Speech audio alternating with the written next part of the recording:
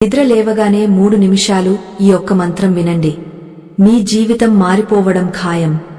బ్రహ్మ ముహూర్త రహస్యాలు. ఆత్మబంధువులారా, ఈ సృష్టిలో ప్రతి అణువు ఒక లయబద్ధమైన సంగీతంతో ముడిపడి ఉంది. మీ జీవితం ఈనాడు అస్తవ్యస్తంగా ఉందన్నా, మీరు కోరుకున్నవి జరగడం లేదన్నా, మీ మనస్సు నిరంతరం అశాంతితో కొట్టుమిట్టాడుతోందన్నా దానికి కారణం మీరు ఆ విశ్వలయతో మీ ప్రాణాన్ని అనుసంధానించలేకపోవడమే. నిద్ర లేవగానే మీరు గడిపే ఆ మొదటి 3 నిమిషాలు మీ జీవిత కాలపు అదృష్టాన్ని నిర్ణయిస్తాయని మీకు తెలుసా? ఇది కేవలం నమ్మకం కాదు, మన ప్రాచీన ఋషులు అందించిన పరమ సత్యం. బ్రహ్మముహూర్తంలో ప్రకృతి మొత్తం ఒక దివ్యమైన ప్రకంపనతో నిండి ఉంటుంది. ఆ సమయంలో మీ అంతరాత్మను మేల్కొలిపే ఆ ఒక్క మంత్రాన్ని గనుక మీరు వింటే, మీ దరిద్రం తొలగిపోయి అష్టైశ్వర్యాలు మిమ్మల్ని వరిస్తాయి. అయితే ఒక ముఖ్యమైన హెచ్చరిక. ఈ రహస్యాన్ని తెలుసుకునే ముందు మీ మనస్సును శూన్యం చేసుకోండి. మీరు గనుక ఈ విజ్ఞానాన్ని తృణీకరిస్తే, లేదా నిద్రలేవగానే సామాజిక మాధ్యమాల్లోనో వ్యర్థమైన ఆలోచనలతోనో గడిపితే, మీరు మీ జీవితంలోని అమూల్యమైన ప్రాణశక్తిని కోల్పోతారు. శాస్త్రాలు చెబుతున్నాయి, ఎవరైతే బ్రహ్మముహూర్తాన్ని అలక్ష్యం చేస్తారో వారి జీవితంలోకి అలక్ష్మి ప్రవేశిస్తుంది. వారి బుద్ధి మందగస్తుంది, ఆయుష్షు క్షీణిస్తుంది. మానసిక ఒత్తిడి, అనారోగ్యం వారిని నీడలా వెంటాడుతాయి.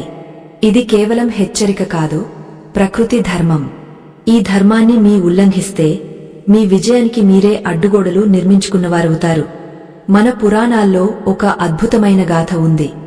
ఒకానొకప్పుడు ధర్మకీర్తి అనే రాజు ఉండేవాడు. అతను పరమ ధార్మికుడు, వీర పరాక్రమవంతుడు. కాని ఒక దుర్ముహూర్తాన అతని రాజ్యంపై శత్రువులు దాడి చేశారు. ధనము, కీర్తి, చివరికి తన రాజ్యాధికారాన్ని కూడా కోల్పోయి అడవుల పాలయ్యాడు. తన కళ్ల ముందే తన సామ్రాజ్యం కూలిపోతుంటే ఏమీ చేయలేని స్థితిలో ఆ రాజు కుమిలిపోయాడు. తన విధిని నిందించుకుంటూ ప్రతిరోజూ సూర్యోదయం అయ్యాకగాని నిద్ర లేచేవాడు కాదు. అతని మనస్సు నిండా నిరాశ, నిస్పృహలు నిండిపోయాయి. ఒకనాడు అతను ఒక దట్టమైన అరణ్యంలో సంచరిస్తూ సూర్యోదయానికి ముందే ఒక దివ్యమైన కాంతిని గమనించాడు. ఆ కాంతి ఎక్కడి నుండి వస్తుందో తెలుసుకోవాలని ఆసక్తితో అడుగులు వేశాడు. ఆ అరణ్యం మధ్యలో ఒక పురాతనమైన శివాలయం ఉంది. ఆలయం చుట్టూ ఉన్న వాతావరణం ఎంతో ప్రశాంతంగా, దివ్యంగా ఉంది. పక్షుల కిలకిల రావాలు లేవు. గాలిలో ఒక తెలియని పరిమళం వ్యాపించి ఉంది. అక్కడ ఒక వృద్ధ ముని ధ్యానంలో కూర్చుని ఉన్నారు. ఆ ముని చుట్టూ ఉన్న ఆవరణలో ఒక వింతైన నీలిరంగు కాంతి ప్రసరిస్తోంది. రాజు ఆశ్చర్యపోయాడు. ఇంతటి అడవిలో ఈ నడిరాత్రి వేళలో ఈ కాంతి ఏమిటి? ఆ ముని ముఖంలో ఉన్న ఆ వర్చస్సు ఏమిటి? రాజుకు తెలియకుండానే అతనిలో ఉన్న అశాంతి కొద్ది కొద్దిగా తగ్గుతూ వచ్చింది. అక్కడ సూర్యోదయానికి ఇంకా సమయముంది. నక్షత్రాలు ఆకాశంలో మెరుస్తున్నాయి. ఆ ముని నెమ్మదిగా కళ్ళు తెరిచారు. ఆయన కళ్లలో ఏదో ఒక ఆకర్షణ ఉంది. రాజు వంగ నమస్కరించాడు. స్వామీ, నేను సర్వస్వం కోల్పోయిన దురదృష్టవంతుడిని. నా జీవితంలో మళ్లీ వెలుగు వస్తుందన్న ఆశ లేదు. నా మనస్సు నిరంతరం మంటల్లో కాలుతున్నట్లు అనిపిస్తుంది. నాకు మార్గం చూపండి అని వేడుకున్నాడు. ఆ ముని చిరునవ్వు నవ్వి, రాజా, నీవు ఏదీ కోల్పోలేదు. నీవు కేవలం నీలోని దైవత్వాన్ని మర్చిపోయావు. ఈ విశ్వంలో ఏ శక్తి అయితే నీకు ప్రాణాన్ని పోసిందో అదే శక్తి నీకు మళ్లీ రాజ్యాన్ని ఇవ్వగలదు. కాని దానికి నువ్వు ప్రకృతితో మమేకం కావాలి అని చెప్పారు. బ్రహ్మముహూర్తం యొక్క పరమార్థాన్ని ఆ ముని వివరించడం ప్రారంభించారు. రాజా, ఉదయం సూర్యుడు ఉదయించడానికి సరిగా 96 నిమిషాల ముందు ఉండే సమయాన్ని బ్రహ్మముహూర్తం అంటారు. ఈ సమయంలో సృష్టికర్త అయిన బ్రహ్మదేవుని మానసపుత్రులు, సప్తఋషులు, దివ్యశక్తులు భూమండలంపై సంచరిస్తూ ఉంటారు. ఈ సమయంలో గాలిలో ఓజస్సు అనే ప్రాణశక్తి అత్యధికంగా ఉంటుంది. ఎవరైతే ఈ సమయంలో నిద్రలేచి తమ మనస్సును దైవం వైపు మళ్లిస్తారో వారి శరీరంలోని ప్రతి కణం చైతన్యవంతం అవుతుంది. వారి ఆలోచనలకు అపారమైన శక్తి లభిస్తుంది అని ఆ ముని వివరించారు. రాజు ఆసక్తిగా వింటున్నాడు. స్వామీ, నేను ఎన్నో దానధర్మాలు చేశాను, యజ్ఞాలు చేశాను. కాని ఏవి నన్ను ఈ కష్టం నుండి కాపాడలేదు. కేవలం నిద్ర లేవగానే ఏదో ఒకటి చేయడం వల్ల నా తలరాత మారుతుందా అని అడిగాడు. అప్పుడు ఆ ముని ఇలా అన్నారు. రాజా, యజ్ఞం చేయడం అంటే కేవలం హోమగుండంలో నెయ్యి వేయడం కాదు. నీ శ్వాసను ఒక యజ్ఞంలా మార్చాలి. నిద్ర లేవగానే నీవు చేసే మొదటి 3 నిమిషాల ప్రార్థన లేదా మంత్రోచ్చారణ నీ మెదడులోని సుప్త చేతనావస్థను మేల్కొల్పుతుంది. అది విశ్వశక్తితో అనుసంధానం చేయబడి నీ కోరికలను నెరవేర్చే మార్గాన్ని సుగమం చేస్తుంది అని చెప్పారు. ఆ ముని రాజుకు ఒక రహస్య మంత్రాన్ని ఉపదేశించడానికి సిద్ధపడ్డారు. ఆ మంత్రం కేవలం అక్షరాల సముదాయం కాదు, అది ఒక నాదం. ఆ నాదం నీ ప్రాణవాయువులో కలిసినప్పుడు నీ చుట్టూ ఒక రక్షణ కవచం ఏర్పడుతుంది. నీ శత్రువులు నీ ముందు మోకరిల్లుతారు. నీవు కోల్పోయిన కీర్తి ప్రతిష్టలు మళ్లీ నిన్ను వెతుక్కుంటూ వస్తాయి. కాని ఈ మంత్రాన్ని ఎలా పఠించాలి? ఆ 3 నిమిషాల్లో నీ మనస్సులో ఏ భావన ఉండాలి అన్నది అత్యంత కీలకం. ఆ రహస్యాన్ని తెలుసుకోవడానికి రాజు ఎంతో ఉత్కంఠతో ఎదురుచూడసాగాడు. ఆ అడవిలో ఆ నిశ్శబ్ద వాతావరణంలో ముని గొంతు గంభీరంగా వినిపించసాగింది. ఆకాశంలో ఉన్న నక్షత్రాలు ఒక్కొక్కటిగా కనుమరుగవుతున్నాయి. తూర్పు దిక్కున స్వల్పంగా వెలుగు రేఖలు కనిపిస్తున్నాయి. ముని ఇలా అన్నారు, రాజా, నీవు నిద్ర నుండి మేల్కొన్న వెంటనే నీ చేతులను చూసుకోవాలి. ఎందుకంటే నీ చేతుల్లోనే నీ అదృష్టం దాగ ఉంది. కరాగ్రే వసతే లక్ష్మి అంటూ మొదలయ్యే ఆ శ్లోకం వెనుక ఉన్న అంతరార్థం నీకు తెలుసా? నీ చేతి వేళ్లలో లక్ష్మీదేవి, అరచేతిలో సరస్వతీదేవి, మణికట్టు వద్ద గోవిందుడు కొలువై ఉంటారు. అంటే నీ శక్తి, నీ జ్ఞానం, నీ రక్షణ నీ చేతుల్లోనే ఉన్నాయి. కాని ఆ తర్వాత నీవు వినవలసిన, స్మరించవలసిన ఆ కీలకమైన మంత్రం మరొకటి ఉంది. అది నీ అస్తిత్వాన్నే మారుస్తుంది. రాజు ఆ మంత్రం కోసం ఆతృతగా ఎదురుచూస్తున్నాడు. ఆ ముని తన మంత్రాన్ని వివరించే ముందు రాజుకు ఒక పరీక్ష పెట్టాలని నిర్ణయించుకున్నారు. రాజా, ఈ విద్య అందరికీ లభించేది కాదు. ఎవరైతే తమ ఇంద్రియాలను జయించగలరో, ఎవరికైతే ప్రకృతి పట్ల అపారమైన గౌరవం ఉంటుందో వారికే ఇది ఫలిస్తుంది. నీవు గతంలో చేసిన తప్పు ఏమిటో తెలుసా? నీవు రాజ్యాధికారం ఉన్నప్పుడు అహంకారంతో ప్రకృతిని మర్చిపోయావు. బ్రహ్మముహూర్తంలో నిద్రపోవడం అంటే దైవాన్ని అవమానించడమే. ఇప్పుడు నీవు ఆ తప్పును సరిదిద్దుకోవడానికి సిద్ధంగా ఉన్నావా అని ప్రశ్నించారు. రాజు వినయంగా తల వంచాడు. ఆ ముని మాటలు వింటుంటే రాజుకు తనలో ఉన్న అహంకారం మెల్లగా కరిగిపోతున్నట్లు అనిపించింది. ఆ అరణ్యంలో వీస్తున్న చల్లని గాలి అతని శరీరానికి తగులుతుంటే అది కేవలం గాలి కాదు, ప్రకృతి అతనికి ఇస్తున్న ఒక దివ్యమైన స్పర్శ అనిపించింది. ముని తన కమండలం నుండి కొద్దిగా నీటిని తీసుకుని రాజు అరచేతిలో పోస్తూ ఇలా చెప్పారు, రాజా, మన శరీరంలో 72,000 నాడులు ఉంటాయి. మనం నిద్రపోతున్నప్పుడు మన ప్రాణశక్తి చాలా తక్కువ స్థాయిలో ఉంటుంది. కాని బ్రహ్మముహూర్తంలో భూమి మీద ప్రసరించే అయస్కాంత తరంగాలు మన నాడీ వ్యవస్థను ప్రభావితం చేస్తాయి. ఆ సమయంలో నీవు వినే శబ్దం నీ వెన్నెముక గుండా ప్రయాణించి నీ మెదడులోని ప్రతి కణాన్ని మేల్కొల్పుతుంది. మనం నిద్ర లేవగానే చేసే ఆ 3 నిమిషాల ప్రక్రియలో మొదటి నిమిషం కృతజ్ఞతకు సంబంధించింది. నీవు ఈ రోజున మళ్లీ ప్రాణంతో మేల్కొన్నందుకు ఆ పరమాత్మకు ధన్యవాదాలు చెప్పుకోవాలి. ఎందరో వ్యక్తులు రాత్రి పడుకుని ఉదయం నిద్ర లేవలేక మరణిస్తారు. కాని నీవు మేల్కొన్నావంటే నీవు ఈ సృష్టిలో ఏదో ఒక గొప్ప కార్యం సాధించడానికి ఇంకా అవకాశముందని అర్థం. 2వ నిమిషం నీ శ్వాసను గమనించాలి. నీ ముక్కు ద్వారా లోపలికి వెళ్లే గాలిని, బయటకు వచ్చే గాలిని కేవలం గమనించడం వల్ల నీ మనస్సు ఏకాగ్రత చెందుతుంది. 3వ నిమిషం అత్యంత ప్రధానమైనది. ఆ సమయంలోనే నీవు ఆ దివ్యమైన మంత్రాన్ని నీ మనస్సులో ప్రతిధ్వనింపజేయాలి. అది నీ జీవిత గమనాన్ని మారుస్తుంది. రాజు ఎంతో శ్రద్ధగా వింటూ, స్వామి, ఆ మంత్రం ఏమిటో సెలవియండి అని ప్రార్థించాడు. ముని గంభీరంగా తన గొంతును సవరించుకుని ఇలా వివరించారు, రాజా, ఆ మంత్రం మరేదో కాదు, ఈ విశ్వానికి మూలమైన ఓంకారనాదం.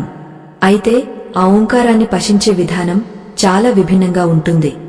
బ్రహ్మముహూర్తంలో ఆ ఓంకారాన్ని నీవు బయటకు పలకనక్కరలేదు. కేవలం ఆ నాదాన్ని వినడానికి ప్రయత్నించాలి. నీవు ప్రశాంతంగా కూర్చుని నీ కళ్ళు మూసుకున్నప్పుడు నీ చెవుల్లో ఒక సన్నని గూయ్ అనే శబ్దం వినిపిస్తుంది. అది అనంతమైన విశ్వం నిరంతరం చేసే నాదం. ఆ నాదాన్ని అనుసరిస్తూ నీవు ఓం నమో భగవతే వాసుదేవాయ అనే మంత్రాన్ని గాని లేదా ఓం నమఃశివాయ అనే మంత్రాన్ని గాని నీ మనస్సులో ముద్రించుకోవాలి. ఈ మంత్రం నీ హృదయ స్పందనతో కలిసిపోవాలి. ఎప్పుడైతే ఆ మంత్రం నీ నాడీ వ్యవస్థలో లీనమవుతుందో అప్పుడు నీ శరీరంలో ఉన్న వ్యతిరేక శక్తి మొత్తం తొలగిపోతుంది. నీ చుట్టూ ఉన్న పరిసరాలు కూడా ఆ దివ్యత్వంతో నిండిపోతాయి. రాజా, నీవు కోల్పోయిన రాజ్యాన్ని మళ్లీ సంపాదించుకోవాలంటే ముందు నీవు నీ మనస్సుపై విజయం సాధించాలి. మనస్సు అనేది ఒక మదపుటేనుగు వంటిది. అది ఎప్పుడూ ఇంద్రియాల వెంట పరుగెడుతూ ఉంటుంది. కాని బ్రహ్మముహూర్తంలో ఆ ఏనుగు శాంతంగా ఉంటుంది. ఆ సమయంలో దాన్ని అదుపు చేయడం చాలా సులభం.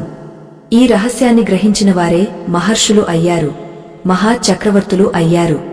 రాజుకు ఆ మాటలు వింటుంటే తన పాత జీవితం గుర్తొచ్చింది. తాను మహారాజుగా ఉన్నప్పుడు తెల్లవార్లు విందు వినోదాల్లో గడిపి మధ్యాహ్నం వరకు నిద్రపోయేవాడు. ఆ సమయంలో తన బుద్ధి ఎలా మందగించిందో ఇప్పుడు అర్థమవుతోంది. శత్రువుల కన్నా తనలోని అశ్రద్ధే తనను ఈ స్థితికి చేర్చిందని అతను గ్రహించాడు. కళ్లలో నీళ్లు తిరుగుతుండగా రాజు ఇలా అన్నాడు, స్వామీ, నా అజ్ఞానాన్ని క్షమించండి. నేను ఇంతకాలం వృథా చేశాను. ఇప్పుడు నాలో మళ్లీ ఆశ చిగురిస్తోంది. ఈ 3 నిమిషాల సాధన నా జీవితాన్ని ఎలా మారుస్తుందో నాకు అనుభవపూర్వకంగా తెలియజేయండి అని వేడుకున్నాడు. ముని చిరునవ్వు నవ్వి, రాజా, కాలం ఎవరికోసం ఆగదు, కాని కాలాన్ని గౌరవించే వారికి అది దాసోహం అవుతుంది. ప్రతిరోజు బ్రహ్మముహూర్తంలో నీవు నిద్రలేచి నీ అరచేతులను చూసుకుంటూ నీ దైవాన్ని స్మరించు. ఆ తర్వాత ఈ 3 నిమిషాల ప్రక్రియను ప్రారంభించు. మొదటి రోజు నీకు ఏమీ అనిపించకపోవచ్చు. కాని వారం రోజులు గడిచేసరికి నీ ఆలోచన ధోరణిలో మార్పు వస్తుంది. నీలో ఉన్న భయం పోయి ధైర్యం పెరుగుతుంది. నీవు మాట్లాడే మాటలకు ఒక శక్తి వస్తుంది. నీవు ఎవరినైనా చూస్తే వారు నీకు ఆకర్షితులవుతారు. ఎందుకంటే నీ ముఖంలో ఆ దివ్యమైన తేజస్సు ప్రతిబింబిస్తుంది. అదే ఈ మంత్రం యొక్క గొప్పతనం. ఇది కేవలం శబ్దం కాదు, ఇది ఒక దివ్య ఔషధం. ఇది నీ ఆత్మకు ఇచ్చే అమృతం వంటిది అని ముని వివరించారు. ఆ సమయంలో ఆకాశం ఎర్రగా మారుతోంది. పక్షులు మేల్కొని తమ గీతాలను ఆలపిస్తున్నాయి. ప్రకృతి మొత్తం ఒక కొత్త ఉత్సాహంతో నిండిపోతోంది. ఆలయ ప్రాంగణంలో ఉన్న చెట్లు కూడా ముని మాటలకు తల ఊపుతున్నట్లుగా గాలికి ఊగుతున్నాయి. రాజుకు ఒక వింతైన అనుభూతి కలిగింది. తన శరీరంలో ఒక విద్యుత్ ప్రవాహం ప్రవహిస్తున్నట్లు, తన మనస్సు ఎంతో తేలికగా మారినట్లు అనిపించింది. ముని రాజుతో ఇలా అన్నారు, రాజా, ఇప్పుడు ఈ అరణ్యం నుండి నీవు బయలుదేరు. కాని ఒక నియమాన్ని గుర్తుపెట్టుకో. నీవు ఎక్కడ ఉన్నా, ఏ స్థితిలో ఉన్నా ఈ బ్రహ్మముహూర్త నియమాన్ని మాత్రం వదలకూడదు. అదే నీ విజయానికి మొదటి మెట్టు. రాజు ముని పాదాలకు నమస్కరించి, స్వామీ, మీ ఉపదేశం నా కళ్ళు తెరిపించింది. ఈ రోజు నుండి నా జీవితం నూతనంగా ప్రారంభమవుతుంది. నేను వెళ్తాను, కాని నా మనస్సులో ఒక చిన్న సందేహం ఉంది. ఈ 3 నిమిషాల మంత్ర సాధన వల్ల లౌకికమైన సంపదలు కూడా లభిస్తాయా? కేవలం ఆధ్యాత్మిక శాంతి మాత్రమే దొరుకుతుందా అని అడిగాడు. ముని గంభీరంగా నవ్వి, రాజా, ఆధ్యాత్మికత లేని భౌతిక సంపద నిలవదు. భౌతిక సంపదకు మూలం నీ అంతరంగంలో ఉండే శక్తి. నీవు శక్తివంతుడివి అయితే లక్ష్మీదేవి నిన్ను వెతుక్కుంటూ వస్తుంది. నీ మనస్సు ఎక్కడైతే ప్రశాంతంగా ఉంటుందో అక్కడ సంపద నిలకడగా ఉంటుంది. ఈ మంత్ర సాధన నీకు రెండింటినీ ప్రసాదిస్తుంది. సూర్యుడు మెల్లగా ఉదయిస్తున్నాడు. ఆ కిరణాలు ముని ముఖంపై పడి ఆయనను ఒక సాక్షాత్తు దేవదూతలా చూపిస్తున్నాయి. రాజు ఆ దివ్య రూపాన్ని మనసారా దర్శించుకున్నాడు. అడవిలో దారి వెతుక్కుంటూ అతను ముందుకు సాగడం ప్రారంభించాడు. కాని ఈసారి అతని అడుగులో తడబాటు లేదు. ఒక దృఢమైన నిశ్చయం ఉంది. అతని కళ్లలో ఒక కొత్త కాంతి మెరుస్తోంది. మార్గమధ్యంలో అతనికి ఎన్నో ఆటంకాలు ఎదురయ్యాయి. క్రూర మృగాల అరుపులు వినిపించాయి. కాని అతని మనస్సులో ఆ 3 నిమిషాల మంత్రం నిరంతరం ప్రతిధ్వనిస్తూనే ఉంది. అది అతనికి ఒక రక్షణ కవచంలా మారింది. ఎటువంటి భయం అతనికి కలగలేదు. అతను నడుస్తూ ఉండగా అడవి చివరన ఒక చిన్న గ్రామం కనిపించింది. అక్కడ ప్రజలు ఎంతో కష్టపడుతూ జీవిస్తున్నారు. వారి ముఖాల్లో కూడా నిరాశే కనిపిస్తోంది. రాజు ఆ గ్రామం వైపు అడుగులు వేశాడు. తను నేర్చుకున్న ఈ రహస్యాన్ని 10 మందికి పంచాలని, అందరి జీవితాల్లో వెలుగు నింపాలని అతను నిర్ణయించుకున్నాడు. కాని రాజుకు తెలియని విషయమేమిటంటే ఆ గ్రామంలోనే అతని జీవితాన్ని మలుపు తిప్పే ఒక పెద్ద పరీక్ష ఎదురుకాబోతోంది. ఆ పరీక్ష ఏమిటి? రాజు ఆ అడ్డంకిని ఎలా అధిగమిస్తాడు? ముని చెప్పిన ఆ మంత్రం అతనికి ఆ సమయంలో ఎలా తోడ్పడుతుంది? ఇవన్నీ అతని ప్రయాణంలో అత్యంత కీలకమైన ఘట్టాలు. ముని చెప్పినట్లుగా రాజు ఆ గ్రామ సరిహద్దు వద్ద ఒక రావి చెట్టు కింద కూర్చున్నాడు. అక్కడ ఉన్న ప్రజలంతా ఆశ్చర్యంగా అతనిని చూడసాగారు. అతని వేషధారణ చిరిగిన బట్టలతో ఉన్నప్పటికీ అతని ముఖంలో ఉన్న వర్చస్సు వారిని కట్టిపడేసింది. ప్రజలంతా అతని చుట్టూ చేరారు. రాజు నెమ్మదిగా కళ్ళు తెరిచాడు. అతని కళ్లలో ఉన్న ప్రశాంతతను చూసి ఆ గ్రామీణులు ముగ్ధులయ్యారు. వారిలో ఒక వృద్ధుడు ముందుకు వచ్చి, అయ్యా, మీరు ఎవరు? ఎక్కడి నుండి వస్తున్నారు?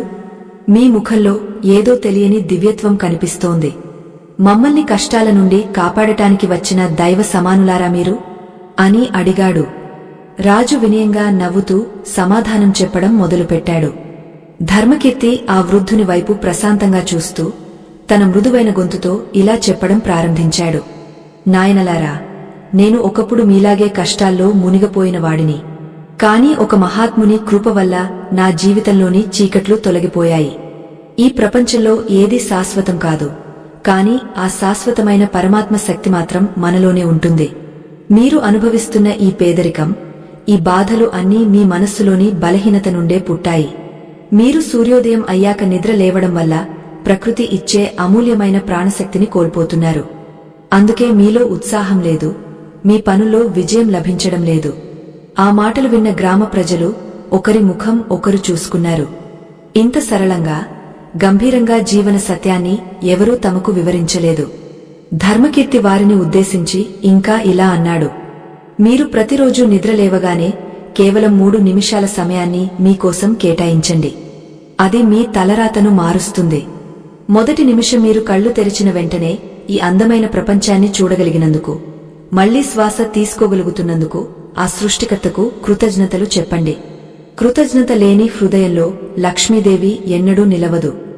ఎవరైతే ఉన్నదానితో తృప్తి చెంది దైవానికి ధన్యవాదాలు చెబుతారో వారి వద్దకు ఐశ్వర్యం దానంతటా అదే నడిచి వస్తుంది. రెండవ నిమిషం మీరు చేయవలసింది మీ శ్వాసపై ధ్యాస ఉంచడం.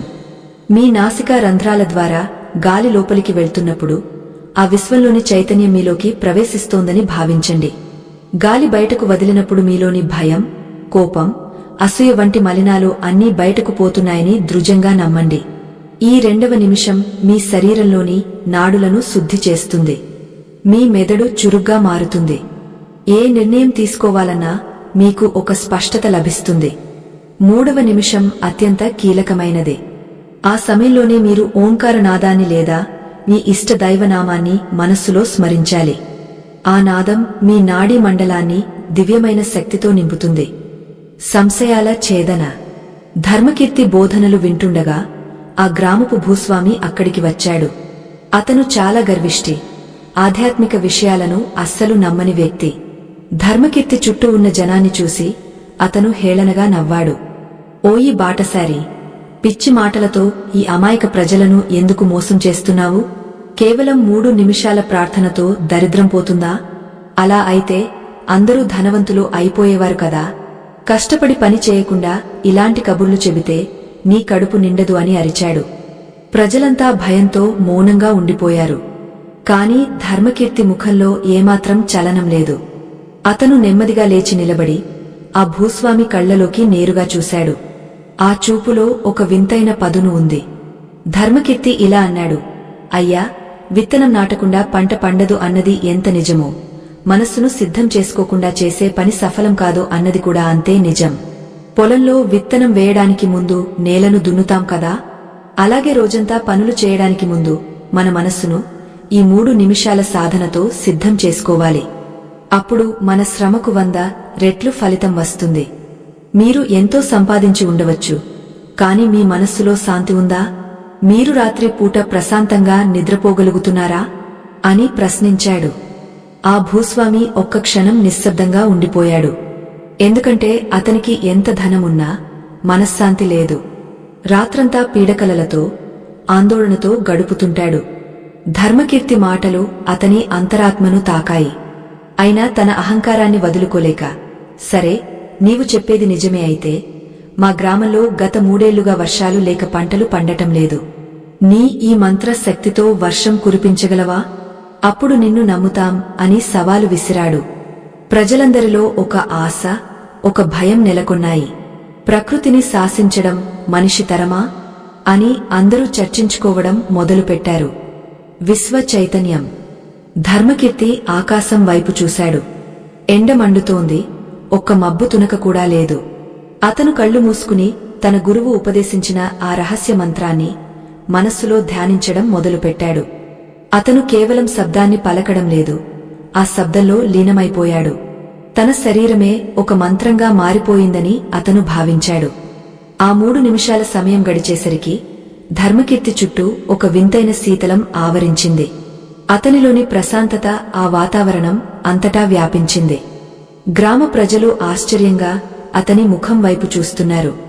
అతని ముఖం నుండి ఒక దివ్యమైన కాంతి వెలువడుతున్నట్లు వారికి అనిపించింది. సరిగ్గా అప్పుడే గాలిలో మార్పు వచ్చింది. ఎక్కడి నుండో నల్లని మేఘాలు ఆకాశాన్ని కమ్మేశాయి. ఉరుములు, మెరుపులతో గాలి వీచడం మొదలైంది. కొద్దిసేపటికే పెద్ద ఎత్తున వర్షం కురిసింది. ఎండిపోయిన భూమి ఆ వర్షపు ధారలతో తడిసి ముద్దయింది. ప్రజలందరూ ఆనందంతో గెంతులు వేస్తూ ధర్మకీర్తి పాదాలమీద పడ్డారు. భూస్వామి కూడా తన తప్పు తెలుసుకుని అహంకారాన్ని వీడి రాజుకు సాష్టాంగ నమస్కారం చేశాడు. మహాత్మా, నన్ను క్షమించండి. బాహ్య సంపద కంటే అంతర్గత శక్తే గొప్పదని ఈ రోజు నాకు అర్థమైంది. మీ మార్గం ఏమిటో మాకు నేర్పండి అని వేడుకున్నాడు. ధర్మకీర్తి వారిని లేవనెత్తి ఇలా అన్నాడు. ఇది నా శక్తి కాదు, ఇది ఆ మంత్రం యొక్క శక్తి. బ్రహ్మముహూర్తంలో మీరు చేసే సంకల్పానికి విశ్వం స్పందిస్తుంది. మీరు ఏది కావాలని మనస్ఫూర్తిగా కోరుకుంటారో దానికి ప్రకృతి సహకరిస్తుంది. కాని గుర్తుంచుకోండి, ఆ కోరిక పరోపకారం కోసం ఉండాలి. స్వార్థంతో చేసే ఏ పని శాశ్వత ఫలితాన్ని ఇవ్వదు. నేను మీకు నేర్పించిన ఆ 3 నిమిషాల సూత్రాన్ని మీ జీవితంలో ఒక భాగంగా చేసుకోండి. అప్పుడు మీ ఇళ్లే కాదు, మీ మనస్సులు కూడా సుసంపన్నం అవుతాయి. ఈ వర్షం కేవలం మీ పంటల కోసం మాత్రమే కాదు, మీలోని అజ్ఞానాన్ని కడిగివేయడానికి కూడా అని వివరించాడు. అంతరార్థం. ధర్మకీర్తి ఆ గ్రామంలోనే కొన్ని రోజులు ఉండి ప్రజలందరికీ బ్రహ్మముహూర్తం యొక్క ప్రాముఖ్యతను వివరించాడు. కేవలం భక్తితోనే కాదు, శాస్త్రీయంగా కూడా అది ఎలా పనిచేస్తుందో నేర్పాడు. తెల్లవారుజామున వాతావరణంలో ఉండే ప్రాణవాయువు మన శరీరంలోని రక్త ప్రసరణను ఎలా మెరుగుపరుస్తుందో, ఆ సమయంలో మన మెదడులోని తరంగాలు ఎలా ఏకాగ్రతకు సహకరిస్తాయో వివరించాడు. గ్రామస్తులందరూ ఉదయాన్నే నిద్రలేచి ఆ 3 నిమిషాల ప్రక్రియను పాటించడం మొదలుపెట్టారు. కొద్ది రోజుల్లోనే ఆ గ్రామం యొక్క రూపురేఖలే మారిపోయాయి. ప్రజల మధ్య గొడవలు తగ్గపోయాయి. అందరూ ఉత్సాహంగా పనులు చేసుకోవడం మొదలుపెట్టారు. కాని ధర్మకీర్తికి ఒక విషయం తెలుసు. ఈ అద్భుతం కేవలం ఒక ప్రారంభం మాత్రమే. అసలైన సవాలు అతని ముందు ఇంకా ఉంది. తన రాజ్యాన్ని ఆక్రమించుకున్న శత్రువుల నుండి ప్రజలను విముక్తి చేయాలి. అందుకు కేవలం ఆధ్యాత్మిక శక్తి మాత్రమే సరిపోదు, ఆ శక్తిని కార్యాచరణలో పెట్టే వ్యూహం కూడా కావాలి.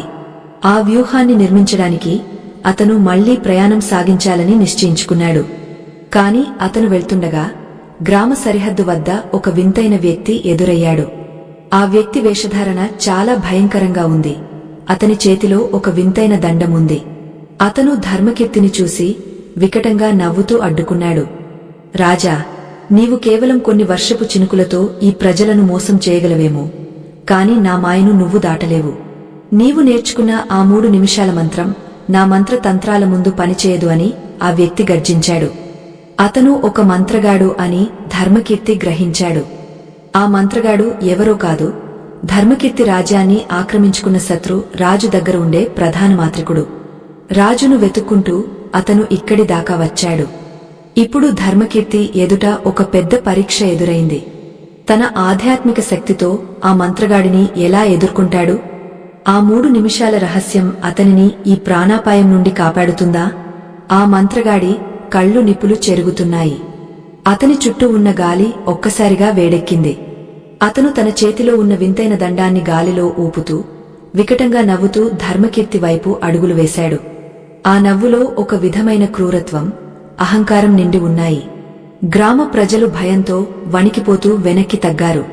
కాని ధర్మకీర్తి మాత్రం చలనం లేకుండా ఒక పర్వతంలా నిలబడ్డాడు. అతని ముఖంలో భయం నీడలు కూడా లేవు. బదులుగా ఒక తెలియని ప్రశాంతత, కరుణ అతని కళ్లలో కనిపిస్తున్నాయి. ఆ మంత్రగాడు ఆగి తన గొంతును మరింత పెంచి ఇలా అన్నాడు. ఓయి రాజవంశీయుడా, నీవు ఒక సామాన్య సన్యాసి దగ్గర నేర్చుకున్న ఆ చిట్కాలు నా మంత్రతంత్రాల ముందు నిలవలేవు. నేను చీకటి శక్తులను ఆరాధించేవాడిని. నీ వెలుగు నా ముందు మసకబారాల్సిందే.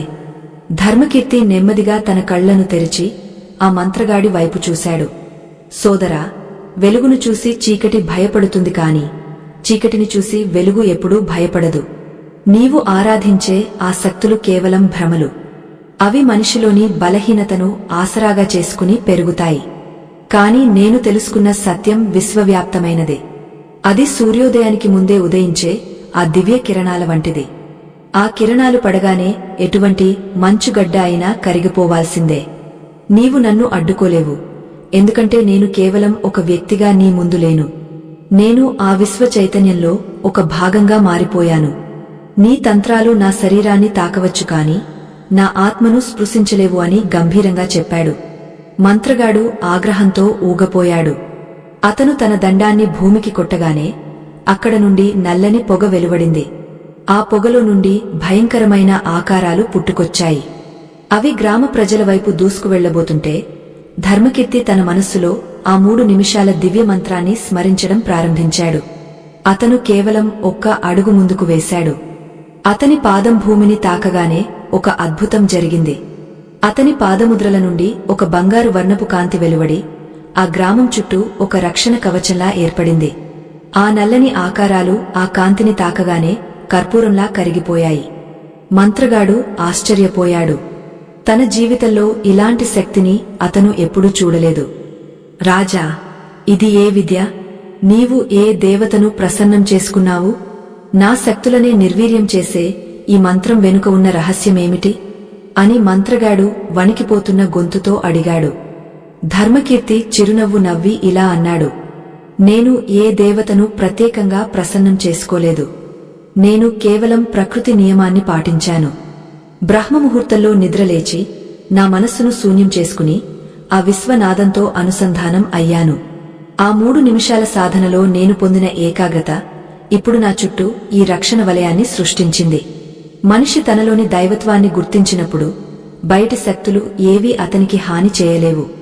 నీవు కూడా నీ శక్తులను ఇతరులను భయపెట్టడానికి కాకుండా మేలు చేయడానికి ఉపయోగిస్తే ఈ దివ్యత్వం నీకు లభిస్తుంది. మంత్రగాడు తన చేతిలో ఉన్న దండాన్ని కింద పడేశాడు. అతని కళ్ల నుండి నీళ్లు కారసాగాయి. అతను ధర్మకీర్తి పాదాల మీద పడి, మహాత్మా, నన్ను క్షమించండి. నేను ఇంతకాలం అధికారము, సంపద కోసం తప్పుడు మార్గంలో నడిచాను. శత్రురాజు నాకు ఎన్నో ఆశలు చూపించి నిన్ను అంతం చేయమని పంపాడు. కాని నీ వెలుగు నాలోని చీకటిని తొలగించింది. నాకు మార్గం చూపండి అని వేడుకున్నాడు. ధర్మకీర్తి అతడిని లేవనెత్తి, నాయనా, కాలం ఎవరినీ వదలదు. నీవు చేసిన తప్పులకు పశ్చాత్తాపం చెందడమే మొదటి మెట్టు. నీవు నేర్చుకున్న విద్యను ప్రజల రోగాలను నయం చేయడానికి, వారికి సహాయం చేయడానికి ఉపయోగించు. అప్పుడే నీ జన్మ ధన్యం అవుతుంది అని హితవు పలికాడు. గ్రామ ప్రజలందరూ ఈ దృశ్యాన్ని చూసి ఆశ్చర్యపోయారు. ఒక క్రూర మంత్రగాడు కూడా ధర్మకీర్తి మాటలకు తలవంచాడంటే ఆ 3 నిమిషాల మంత్ర సాధనలో ఎంతటి శక్తి ఉందో వారికి అర్థమైంది. అప్పటి వరకు కేవలం ఆచారంగా భావించిన ఆ బ్రహ్మముహూర్త నియమం ఇప్పుడు వారి జీవితాల్లో ఒక ఆశ కిరణంగా మారింది. ధర్మకీర్తి అక్కడ నుండి తన ప్రయాణాన్ని కొనసాగించాలని నిర్ణయించుకున్నాడు. కాని గ్రామ ప్రజలు, ఆ మంత్రగాడు కూడా అతని వెంటే వస్తామని పట్టుబట్టారు. మేము కూడా మీతో కలిసి వస్తాము రాజా. ధర్మాన్ని నిలబెట్టే ఈ ప్రయాణంలో మా వంతు పాత్రను పోషిస్తాము అని వారు నినదించారు. ధర్మకీర్తి వారి ఉత్సాహాన్ని చూసి సంతోషించాడు. కాని అతను ఇలా అన్నాడు, మిత్రులారా, యుద్ధం అనేది కేవలం ఆయుధాలతో చేసేది కాదు. అది ధర్మానికి, అధర్మానికి మధ్య జరిగే పోరాటం. మీరు నాతో రావాలనుకుంటే ముందు మీ మనస్సులను సిద్ధం చేసుకోవాలి. ప్రతిరోజు ఆ 3 నిమిషాల సాధనను నిరంతరం కొనసాగించాలి. అది మీలో ఉన్న భయాన్ని పోగొట్టి అజేయమైన శక్తిని ఇస్తుంది. మన ప్రయాణం కష్టతరమైనది కావచ్చు, కాని సత్యం మన వైపు ఉన్నప్పుడు విజయం మనదే అవుతుంది అని వారందరిలో ధైర్యాన్ని నింపాడు. ఆ విధంగా ఒక చిన్న గ్రామం నుండి మొదలైన ఆ ప్రయాణం ఒక మహా సైన్యంగా మారడం ప్రారంభమైంది. అడవుల గుండా, కొండల గుండా వారు సాగపోతున్నారు. దారి పొడవునా ధర్మకీర్తి వారికి ఆధ్యాత్మిక రహస్యాలను బోధిస్తూనే ఉన్నాడు. ఒకనాడు వారు ఒక నది తీరానికి చేరుకున్నారు. ఆ నది ఎంతో ఉధృతంగా ప్రవహిస్తోంది. దాన్ని దాటడం ఎవరికీ సాధ్యం కావడం లేదు. పడవలు లేవు, వంతెనలు లేవు. సైన్యంలో మళ్లీ ఆందోళన మొదలైంది. ఇంతటి నదిని మనం ఎలా దాటగలం? మన లక్ష్యం చేరుకోవడానికి ఇది పెద్ద అడ్డంకి కదా అని వారు అనుకోసాగారు. అప్పుడు ధర్మకీర్తి నది ఒడ్డున కూర్చుని ప్రశాంతంగా ధ్యానం చేయసాగాడు. సమయం బ్రహ్మముహూర్తానికి దగ్గర పడుతోంది. నది గలగలలు ఆ పరమాత్మ నాదంలా అతనికి వినిపిస్తున్నాయి. ధర్మకీర్తి తన అనుచరులందరినీ పిలిచి ఇలా అన్నాడు, ఈ నది మనల్ని ఆపడానికి రాలేదు, మనలోని ఓర్పును పరీక్షించడానికి వచ్చింది. రేపు తెల్లవారుజామున బ్రహ్మముహూర్తంలో మనమందరం కలిసి ఆ దివ్య మంత్రాన్ని పఠిద్దాం. ప్రకృతి మాత మనకు ఖచ్చితంగా మార్గం చూపిస్తుంది అని చెప్పాడు. అందరూ ఆ రాత్రి నిద్రపోకుండా వేచి ఉన్నారు. తెల్లవారుజామున 3 గంటల సమయమైంది. నక్షత్రాలు వెలిగపోతున్నాయి. గాలిలో ఒక రకమైన చల్లదనం, స్వచ్ఛత ఉన్నాయి. ధర్మకీర్తి లేచి నదివైపు తిరిగి నిలబడ్డాడు. అతని వెనుక వందలాది మంది ప్రజలు భక్తితో చేతులు జోడించి నిలబడ్డారు. ఆ నిశ్శబ్దంలో ఓంకారనాదం ప్రతిధ్వనించడం మొదలైంది. ఆ 3 నిమిషాల సమయం ఒక యుగంలా గడిచింది. అందరూ ఏకాగ్రతతో ఆ నాదాన్ని పలిస్తుండగా ఒక అద్భుతం జరిగింది. నది ప్రవాహం నెమ్మదించింది. ఉధృతంగా ప్రవహిస్తున్న నీరు మెల్లగా పక్కకు తప్పుకుని మధ్యలో ఒక నడవడానికి వీలైన మార్గాన్ని ఇచ్చింది. ప్రజలందరూ ఆనందంతో ఉప్పొంగపోయారు. ఇది మంత్రశక్తి కాదా? ఇది దైవ కృప కాదా అని వారు అనుకున్నారు. ధర్మకీర్తి వారిని చూసి నవ్వుతూ, పదండి, సమయం మించిపోతోంది. ప్రకృతి మనకు ఇచ్చిన ఈ అవకాశాన్ని ఉపయోగించుకుందాం అని ముందుకు నడిచాడు. వారు నదిని దాటుతుండగా ఆ నీటి గోడల మధ్య నుండి వారికి చేపలు, జలచరాలు కనిపిస్తున్నాయి. అదొక అద్భుత దృశ్యం.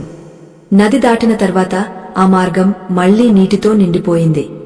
వారు సురక్షితంగా అవతలి ఒడ్డుకు చేరుకున్నారు. ఇప్పుడు వారి ముందు శత్రువుల కోట కనిపిస్తోంది. ఆ కోట ఎంతో పటిష్టంగా ఉంది. చుట్టూ వేలాది మంది సైనికులు కాపలా ఉన్నారు. కాని ధర్మకీర్తి సైన్యానికి ఇప్పుడు భయం లేదు. వారు ప్రకృతి శక్తులనే జయించిన వీరులు. తమలోని ఆధ్యాత్మిక శక్తితో ఆ కోటను ఎలా అధిగమించాలో వారికి ధర్మకీర్తి వివరించాడు. కాని కోట లోపల ఉన్న శత్రురాజు మాత్రం ఒక భయంకరమైన కుట్రను పన్నుతున్నాడు. అతను కేవలం సైనికులను మాత్రమే నమ్ముకోలేదు, అంతకంటే ప్రమాదకరమైన ఒక శక్తిని అతను దాచి ఉంచాడు. అది ఏమిటో ధర్మకీర్తికి ఇంకా తెలియదు. కోట బురుజుల మీద నుండి శత్రు సైనికులు బాణాలు వేయడానికి సిద్ధంగా ఉన్నారు.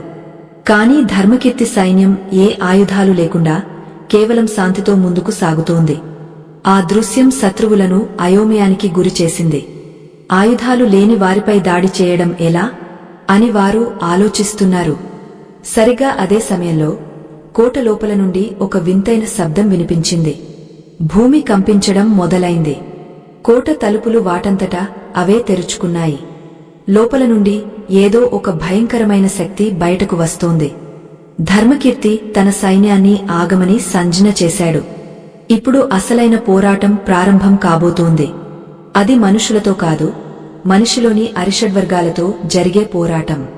కోట తలుపులు బద్దలవుతున్నట్లుగా వినిపించిన ఆ శబ్దం సామాన్యమైనది కాదు. ఆ శబ్దంలో ఒక విధమైన ఆక్రందన, వేలమంది ఆర్తనాదాలు కలిసి ఉన్నట్లుగా అనిపించింది. కోట లోపల నుండి నెమ్మదిగా నల్లని పొగ కమ్ముకుంటూ బయటకు వచ్చింది. ఆ పొగ క్రమంగా ఒక ఆకారాన్ని దాల్చింది. అది ఒక మనిషి ఆకారం కాదు, ఒక భయంకరమైన ఛాయారూపం. దాని కళ్ళు రక్తవర్ణంలో మెరుస్తున్నాయి. ఆ రూపం నోరు తెరిచినప్పుడు అగ్ని జ్వాలలు వెలువడుతున్నాయి. శత్రురాజు తన అహంకారంతో క్షుద్రశక్తులను ఆవాహన చేసి సృష్టించిన మాయా స్వరూపమది. ఆ భయంకర రూపం కోట ముందర నిలబడి భీకరంగా నవ్వింది.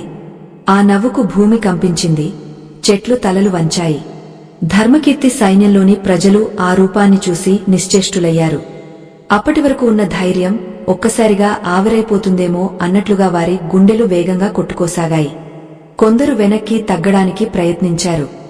కాని ధర్మకీర్తి తన గంభీరమైన స్వరంతో ఇలా అన్నాడు, మిత్రులారా, కదలకండి. భయం అనేది మీ మనస్సులో పుట్టే ఒక చీకటి. ఆ చీకటి నుండే ఈ మాయా రూపం శక్తిని పొందుతోంది. మీరు భయపడితే అది మరింత బలం పుంజుకుంటుంది. మీ మనస్సులను ఆ 3 నిమిషాల మంత్ర సాధన వైపు మళ్లించండి. మీ అంతరంగంలో ఉన్న వెలుగును మేల్కొలపండి. ఆ వెలుగు ముందు ఏ మాయా రూపం నిలవలేదు. ఇది మీ ప్రాణాలకు పరీక్ష కాదు, మీ ఆత్మస్థైర్యానికి పరీక్ష అని హెచ్చరించాడు. ఆ మాయారూపం తన చేతిని గాలిలో ఊపింది.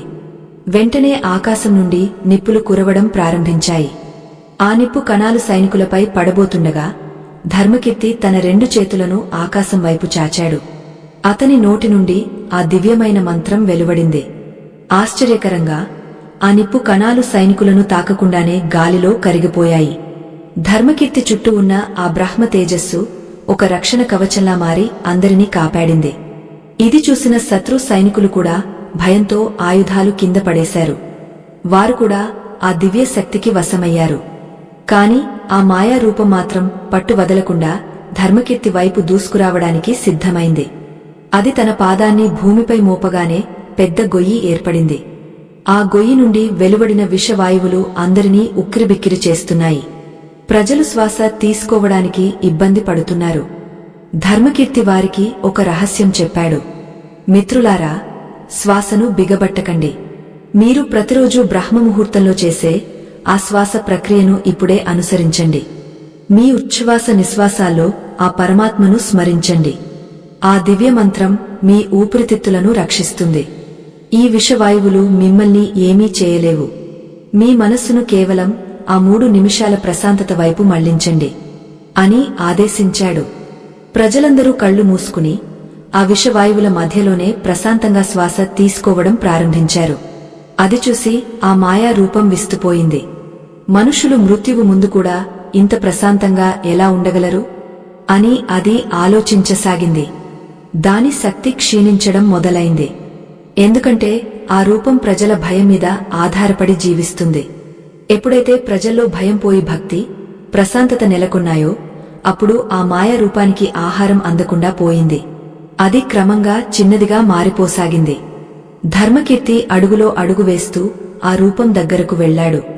అతని కళ్లలో క్రోధం లేదు, కేవలం కరుణ మాత్రమే ఉంది. ఆత్మబంధువులారా, సనాతన ధర్మ ప్రచారం కోసం మరియు ఈ ఆధ్యాత్మిక విజ్ఞానాన్ని భావితరాలకు అందించడం కోసం మా బృందం ఎంతో శ్రమిస్తోంది. ఈ మహత్కార్యంలో మీ మద్దతు మాకు ఎంతో అవసరం. మా ఈ కృషి మీకు నచ్చితే మీ శక్తి మేరకు మాకు తోడుగా నిలబడండి. దీనికి సంబంధించిన స్కానర్ ఈ వీడియో చివరలో మీకు కనిపిస్తుంది, లేదా డిస్క్రిప్షన్లో ఉన్న వివరాల ద్వారా మీ మద్దతును అందించవచ్చు. ధర్మకీర్తి ఆ మాయా రూపం ముందు నిలబడి ఇలా అన్నాడు. ఓ మాయా స్వరూపమా, నీవు అజ్ఞానం నుండి పుట్టావు. స్వార్థం అనే పునాదిపై నిర్మించబడ్డావు. ఈ ప్రపంచంలో శాశ్వతమైనది కేవలం ప్రేమ మరియు ధర్మం మాత్రమే. నీవు ఎవరిని భయపెట్టాలని చూస్తున్నావో వారిలో ఇప్పుడు పరమాత్మ చైతన్యం వెలుగుతోంది. నీవు వెనుదిరగక తప్పదు. లేనిచో ఈ వెలుగులో నీవు కలిసిపోతావు. ఆ మాటలు విన్న ఆ రూపం ఒక్కసారిగా భీకరంగా అరిచి గాలిలో కలిసిపోయింది. కోట తలుపులు నెమ్మదిగా తెరుచుకున్నాయి. లోపల శత్రు రాజు తన సింహాసనంపై ఒంటరిగా భయంతో వణికిపోతూ కూర్చుని ఉన్నాడు. శత్రురాజు తన సైన్యం మొత్తం తనను వదిలేసి ధర్మకీర్తి పక్షాన చేరడం చూసి తట్టుకోలేకపోయాడు. అతను తన కత్తిని తీసుకుని ధర్మకీర్తి వైపు పరిగెత్తుకుంటూ వచ్చాడు. కాని ధర్మకీర్తి కదలలేదు. రాజు కత్తి ధర్మకీర్తి మెడ దగ్గరకు వచ్చేసరికి ధర్మకీర్తి ముఖంలో ఉన్న ఆ ప్రశాంతతను చూసి రాజు చేతులు వణికిపోయాయి. ఆ రాజు కళ్లలో తన తప్పులు అన్నీ ఒక చిత్రంలా కదిలాయి. అతను చేసిన అన్యాయాలు, ప్రజలను పెట్టిన కష్టాలు, తన అహంకారం అన్నీ అతనిని వేధించసాగాయి. అతను ధర్మకీర్తి పాదాల మీద పడి బావురుమన్నాడు. నన్ను చంపేయండి రాజా, నేను ఈ పాపపు బరువును మోయలేను అని విలపించాడు. ధర్మకీర్తి అతడిని లేవనెత్తి, రాజా, నిన్ను శిక్షించడానికి నేను రాలేదు, నిన్ను మార్చడానికి వచ్చాను. నీవు కోల్పోయింది రాజ్యాన్ని కాదు, నీలోని మానవత్వాన్ని. ఈ రోజు నుండి నీవు కూడా ఆ 3 నిమిషాల మంత్ర సాధనను ప్రారంభించు. నీ మనస్సులోని మాలిన్యం తొలగిపోయి నీవు ఒక ఉత్తమ పరిపాలకుడివి అవుతావు. రాజ్యాధికారం అనేది అనుభవించడానికి కాదు, సేవ చేయడానికి అని గ్రహించు అని హితవు పలికాడు. శత్రురాజు కళ్లలో పశ్చాత్తాపపు కన్నీళ్లు సుడిగుండాలయ్యాయి. అతను తన కిరీటాన్ని తీసి ధర్మకీర్తి పాదాల వద్ద ఉంచాడు. ధర్మకీర్తి ఆ కిరీటాన్ని తిరిగి అతనికి ఇస్తూ, ధర్మాన్ని పాలించు, అదే నీకు శ్రీరామ రక్ష అని చెప్పాడు.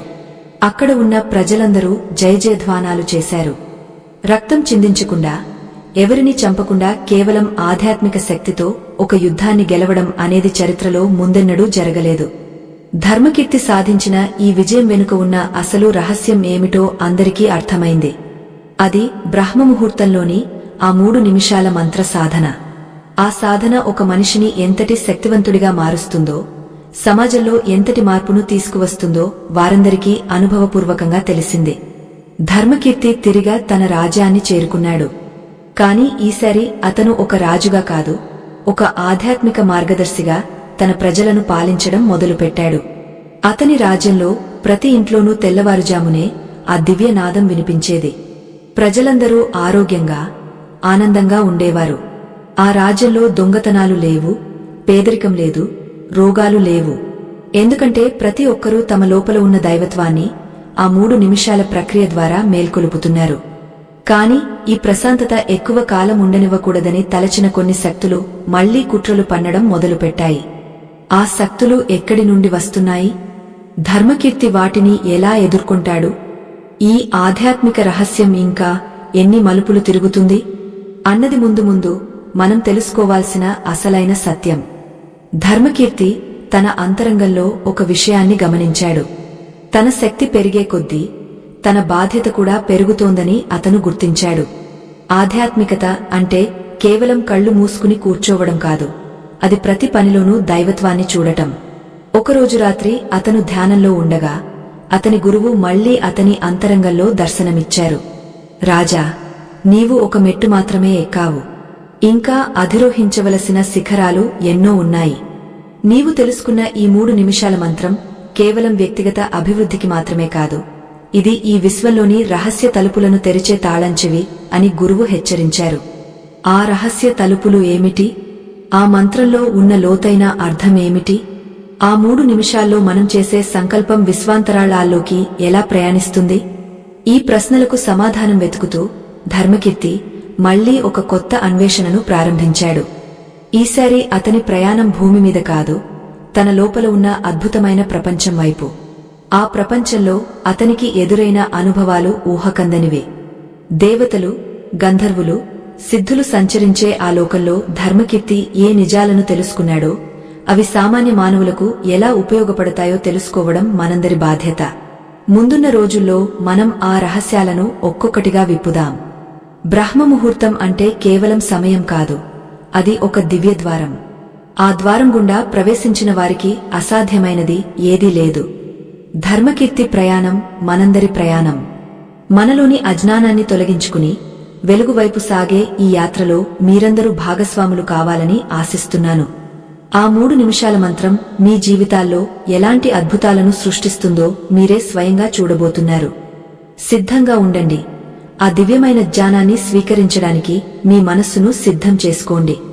గురువుగారి మాటలు ధర్మకీర్తి హృదయంలో ఒక కొత్త జిజ్ఞాసను రగిలించాయి. ఆ రాత్రి అతనికి నిద్ర పట్టలేదు. బాహ్య ప్రపంచంలోని శత్రువులను జయించడం సులభమే కాని తన లోపల దాగ ఉన్న అంతుచిక్కని రహస్యాలను ఛేదించడం సామాన్యమైన విషయం కాదని అతనికి అర్థమైంది.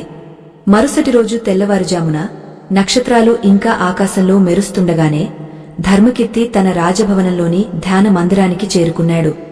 ఆ మందిరం చుట్టూ ఉన్న పరిమళభరితమైన పూలగాలి అతనికి స్వాగతం పలికింది. అతను పద్మాసనంలో కూర్చుని తన వెన్నెముకను నిటారుగా ఉంచి కళ్ళు మూసుకున్నాడు. ఆ సమయంలో గాలిలో ఉండే నిశ్శబ్దం ఒక దివ్యమైన నాదంలా వినిపిస్తోంది. అతను తన గురువు చెప్పిన ఆ 3 నిమిషాల ప్రక్రియను ప్రారంభించాడు. మొదటి నిమిషంలో అతను తన మనస్సును భూమి మీదకు మళ్లించాడు. తాను పుట్టిన ఈ నేల, తాను పీలుస్తున్న గాలి, తనకు జీవనాన్ని ఇస్తున్న ఈ ప్రకృతి పట్ల అపారమైన కృతజ్ఞతను వ్యక్తం చేశాడు. ఆ క్షణంలో అతనికి తన శరీరం ఒక మట్టి పాత్రలా, అందులోని ప్రాణం ఒక జ్యోతిలా అనిపించింది. రెండవ నిమిషంలో అతను తన శ్వాసను గమనించాడు. గాలి లోపలికి వెళ్తున్నప్పుడు అది ఒక చల్లని ప్రవాహంలా, బయటకు వస్తున్నప్పుడు ఒక వెచ్చని తరంగంలా అనిపించింది. ఈ శ్వాస ప్రక్రియ ద్వారా అతని శరీరంలోని 72,000 నాడులు చైతన్యవంతం కావడం అతను గమనించాడు. మూడవ నిమిషం రాగానే ధర్మకీర్తి తన అంతరంగంలో ఆ దివ్య మంత్రాన్ని పఠించడం మొదలుపెట్టాడు. ఆ మంత్రం నుండి వెలువడే ప్రకంపనలు అతని హృదయ కోశం నుండి మొదలై మెదడులోని ప్రతి కణాన్ని తాకుతున్నాయి. ఆ సమయంలో ఒక అద్భుతం జరిగింది. ధర్మకీర్తికి తన కనుబొమ్మల మధ్య ఉన్న ఆజ్ఞా చక్రం వద్ద ఒక చిన్న వెలుగు బిందువు కనిపించింది. ఆ బిందువు క్రమంగా పెరుగుతూ ఒక పెద్ద కాంతి గోళంగా మారింది. ఆ కాంతిలో అతనికి ఒక దివ్యమైన నగరం కనిపించింది. ఆ నగరం బంగారు వర్ణంలో మెరుస్తోంది. అక్కడ ఉన్న భవనాలు, చెట్లు, నీరు అన్నీ వెలుగుతో నిర్మించబడినట్లుగా ఉన్నాయి. అంతరంగ ప్రయాణం. ఆ కాంతి నగరంలో ధర్మకీర్తి అడుగుపెట్టాడు. అక్కడ అతనికి కాలం ఆగపోయినట్లు అనిపించింది. అక్కడ ముసలితనం లేదు, వ్యాధులు లేవు, దుంహకం లేదు. ప్రతి అణువు ఆనందంతో నిండి ఉంది. అతను నడుచుకుంటూ వెళ్తుండగా అతనికి ఒక దివ్య పురుషుడు ఎదురయ్యాడు. ఆయన దేహం నుండి 1000 సూర్యుల కాంతి వెలువడుతోంది. ఆ దివ్య పురుషుడు చిరునవ్వుతో, రాజా, ఈ లోకానికి స్వాగతం. ఇది నీ అంతరంగంలో ఉన్న పరమాత్మ లోకం.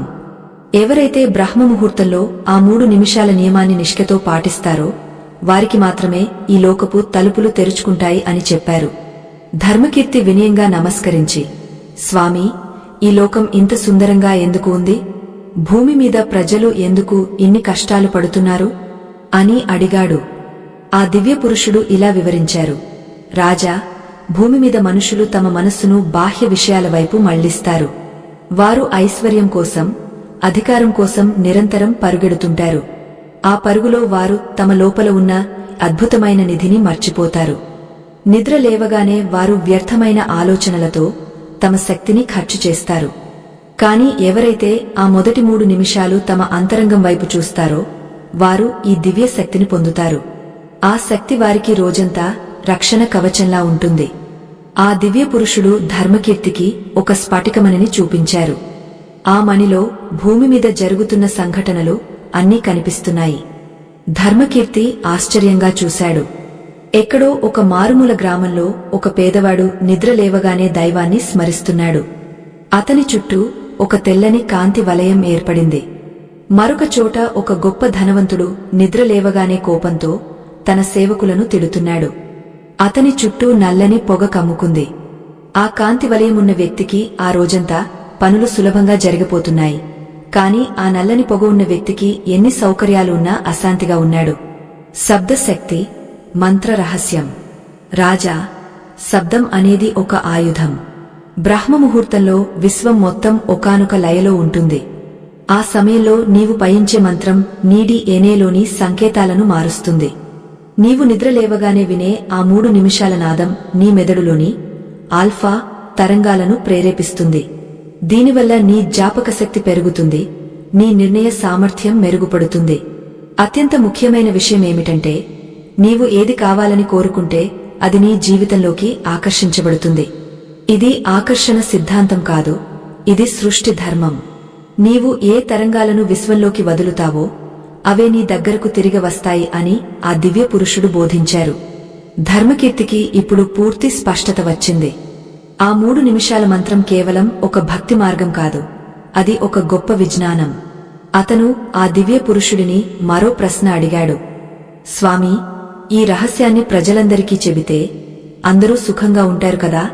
అప్పుడు ఈ లోకంలో దున్హకమే ఉండదు కదా అని అడిగాడు. దానికి ఆ దివ్య పురుషుడు గంభీరంగా నవ్వి ఇలా అన్నారు, రాజా, సత్యం అందరికీ కనిపిస్తుంది, కాని దాన్ని ఆచరించే ధైర్యం కొందరికి ఉంటుంది. క్రమశిక్షణ లేని మనస్సు ఈ రహస్యాన్ని నమ్మదు. అలసత్వం అనే రాక్షసుడు మనుషులను బ్రహ్మముహూర్తంలో నిద్ర లేవనివ్వడు. ఎవరైతే ఆ రాక్షసుడిని జయిస్తారో వారే ఈ జ్ఞానానికి అర్హులు. ధర్మకీర్తి ఆ కాంతి లోకం నుండి నెమ్మదిగా వెనక్కి రావడం ప్రారంభించాడు. అతని మనస్సు ఇప్పుడు ఒక నిశ్చలమైన సముద్రంలా ఉంది. అతను కళ్ళు తెరిచేసరికి సూర్యుడు ఇప్పుడే ఉదయిస్తున్నాడు. మందిరంలోని గంటలు మృదువుగా మ్రోగుతున్నాయి. అతను లేచి నిలబడినప్పుడు తన శరీరంలో ఒక అపారమైన బలాన్ని గమనించాడు. గతంలో ఉన్న అలసట, భయం ఇప్పుడు లేవు. తన రాజ్యంలో జరుగుతున్న ప్రతి చిన్న విషయాన్ని కూడా అతను ఎంతో స్పష్టంగా గమనించగలుగుతున్నాడు. ఆ రోజు నుండి ధర్మకీర్తి తన పరిపాలనలో ఒక కొత్త మార్పును తీసుకువచ్చాడు. సామాజిక మార్పు. అతను తన రాజ్యంలో ఉన్న ప్రతి పాకశాలలో, ప్రతి కార్యాలయంలో బ్రహ్మముహూర్త సమయానికి ప్రాముఖ్యతనిచ్చాడు. ప్రజలందరూ ఉదయాన్నే నిద్రలేచి ఆ 3 నిమిషాల ప్రక్రియను అనుసరించేలా ప్రోత్సహించాడు. దీని ఫలితం కొద్ది రోజుల్లోనే కనిపించింది. ప్రజల్లో నేర ప్రవృత్తి తగ్గిపోయింది.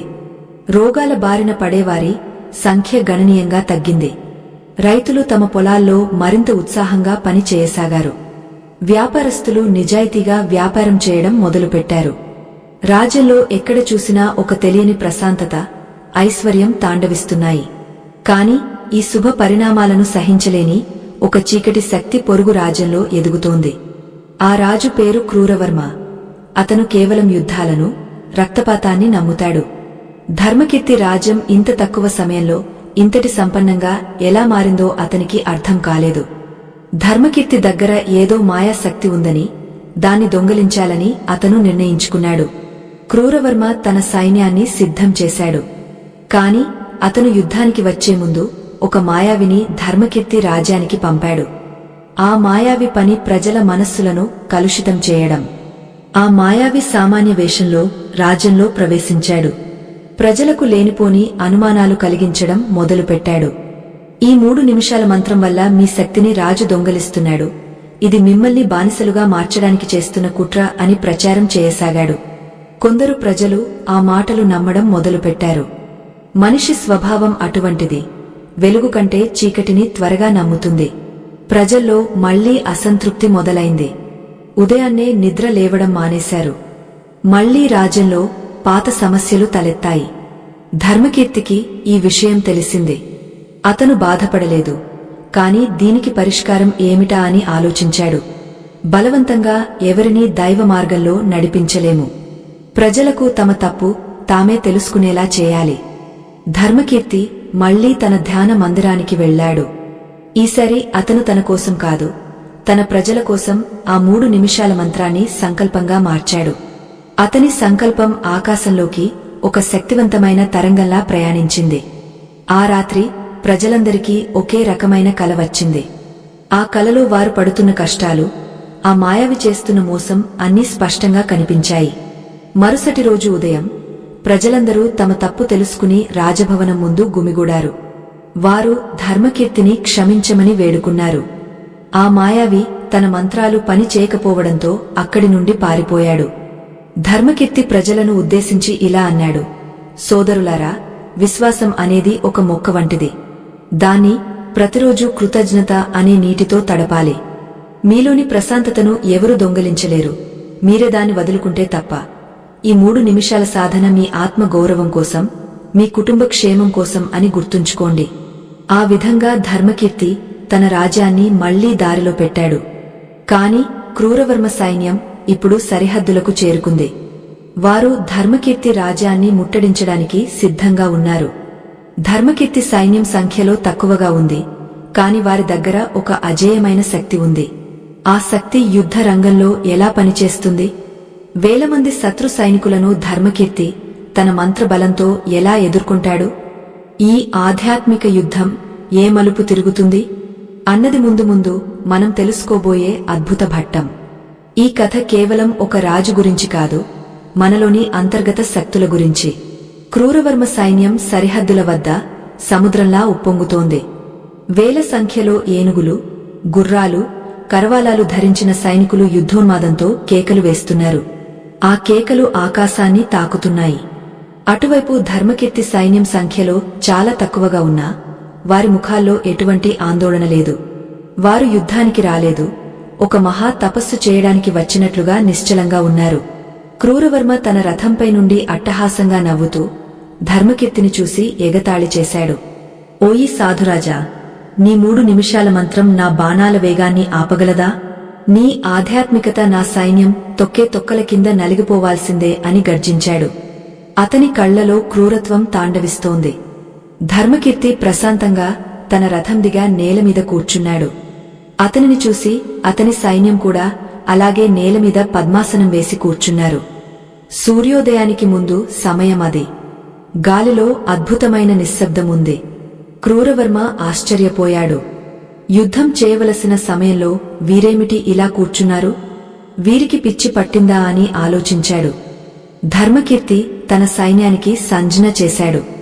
వారందరూ కళ్ళు మూసుకుని ఆ 3 నిమిషాల ప్రక్రియను ప్రారంభించారు. మొదటి నిమిషం కృతజ్ఞత. తమ శత్రువులో కూడా ఉన్న ఆ పరమాత్మ దైవత్వాన్ని వారు స్మరించారు. తమను చంపడానికి వచ్చిన వారి పట్ల కూడా కరుణను ప్రదర్శించారు. ఆ కృతజ్ఞత వారి మనస్సులను హిమాలయాలంతా ప్రశాంతంగా మార్చింది. రెండవ నిమిషం శ్వాస. ఆ తెల్లవారుజాము గాలిలో ఉన్న ప్రాణశక్తిని తమలోకి ఆహ్వానించారు. ప్రతి సైనికుడు తన శ్వాసను ఒక క్రమ పద్ధతిలో తీసుకోవడం వల్ల వారి శరీరాలు అజేయమైన శక్తితో నిండిపోయాయి. వారి కండరాలు ఉక్కులా మారాయి. వారి మెదడులో ఎటువంటి భయం లేదు. మూడవ నిమిషం రాగానే వారందరూ ఏకకంఠంతో ఆ దివ్య మంత్రాన్ని మనస్సులో స్మరించారు. ఆ సమయంలో ఒక వింతైన శబ్దం గాలిలో పుట్టింది. అది కేవలం మనుషులు చేసే శబ్దం కాదు, ప్రకృతి మొత్తం కలిసి పాడుతున్నట్లుగా ఉంది. ఆ మంత్రం నుండి వెలువడే ప్రకంపనలు ఒక అదృశ్య గోడలా ధర్మకీర్తి సైన్యం చుట్టూ ఏర్పడ్డాయి. ఆ గోడను ఏ శక్తి భేదించలేదు. క్రూరవర్మ సహనం కోల్పోయి తన సైన్యాన్ని దాడి చేయమని ఆజ్ఞాపించాడు. వేల సంఖ్యలో బాణాలు ధర్మకీర్తి సైన్యం వైపు దూసుకువచ్చాయి. కాని ఒక అద్భుతం జరిగింది. ఆ బాణాలు ధర్మకీర్తి సైన్యం చుట్టూ ఉన్న ఆ కాంతి వలయాన్ని తాకగానే పూల రెక్కల్లా కింద పడిపోయాయి. ఒక్క బాణం కూడా ఏ సైనికుడిని తాకలేకపోయింది. ఇది చూసిన క్రూరవర్మ సైన్యం భయంతో వణికిపోయింది. గుర్రాలు ముందుకు అడుగు వేయడానికి నిరాకరించాయి. ఏనుగులు వెనక్కి తిరిగా తమ సొంత సైన్యాన్నే తొక్కడం మొదలుపెట్టాయి. క్రూరవర్మకు ఏం జరుగుతుందో అర్థం కాలేదు. తన సైన్యం తన మాట వినడం లేదు. ఆయుధాలు తమ పదునును కోల్పోయాయి. ధర్మకీర్తి నెమ్మదిగా కళ్ళు తెరిచాడు. అతని కళ్ల నుండి వెలువడే కాంతిని క్రూరవర్మ చూడలేకపోయాడు. ధర్మకీర్తి లేచి నిలబడి ఇలా అన్నాడు, క్రూరవర్మ, నీవు భౌతికమైన బలాన్ని నమ్ముకున్నావు. కాని నేను ఆత్మబలాన్ని నమ్ముకున్నాను. ఈ 3 నిమిషాల్లో మేము పొందిన ఏకాగ్రత ఈ విశ్వంలోని పంచభూతాలను మాకు అనుకూలంగా మార్చుకుంది. నీ సైనికుల మనస్సుల్లో ఇప్పుడు యుద్ధం చేయాలనే కోరిక లేదు. వారు శాంతిని కోరుకుంటున్నారు. ఎందుకంటే మా మంత్రశక్తి వారిలోని క్రోధాన్ని కడిగివేసింది. ఏ మనస్సులో అయితే ద్వేషముండదో ఆ మనస్సు యుద్ధం చేయలేదు. ఇక నీవు ఎవరితో యుద్ధం చేస్తావు? నీవు ఒంటరివాడివి అయ్యావు అని గంభీరంగా చెప్పాడు.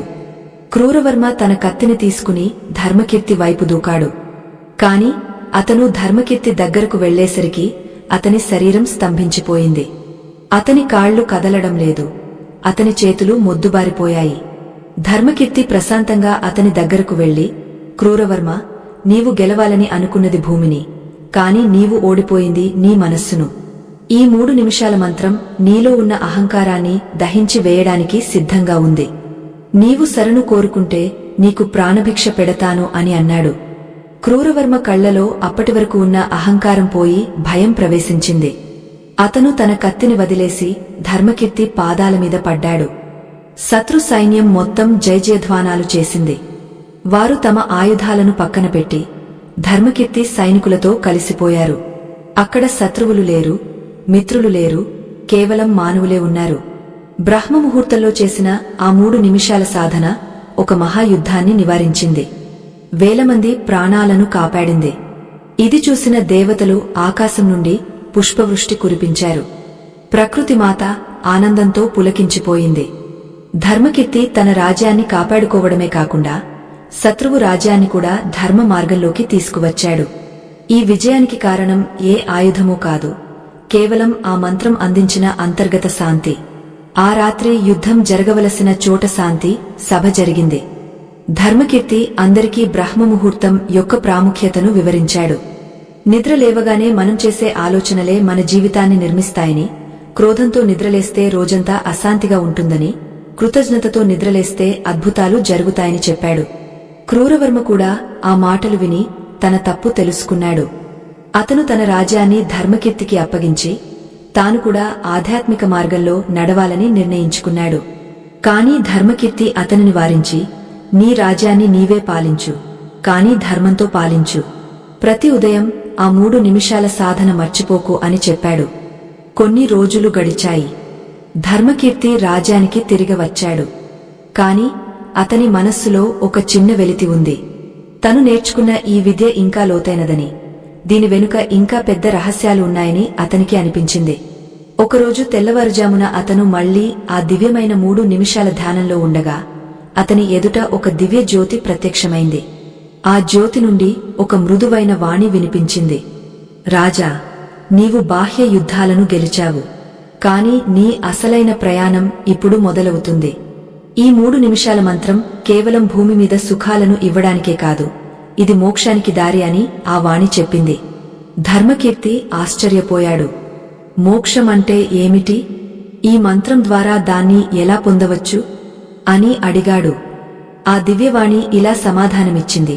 రాజా, మనిషి తన జీవితంలో పొందే సంపద, కీర్తి అన్నీ తాత్కాలికం, కాని ఆత్మ పొందే ఆనందం శాశ్వతం. ఈ 3 నిమిషాల సాధనలో నీవు నీ మనస్సును శూన్యం చేసినప్పుడు నీవు ఆ పరమాత్మలో లీనమవుతావు. ఆ స్థితిలో నీకు జనన మరణాల నుండి విముక్తి లభిస్తుంది. కాని దానికి నీవు ఒక కఠినమైన పరీక్షను ఎదుర్కోవాలి. నీవు నీకున్న అన్నింటినీ వదిలి కేవలం ఆ మంత్రమే శరణ్యం అని నమ్మాలి.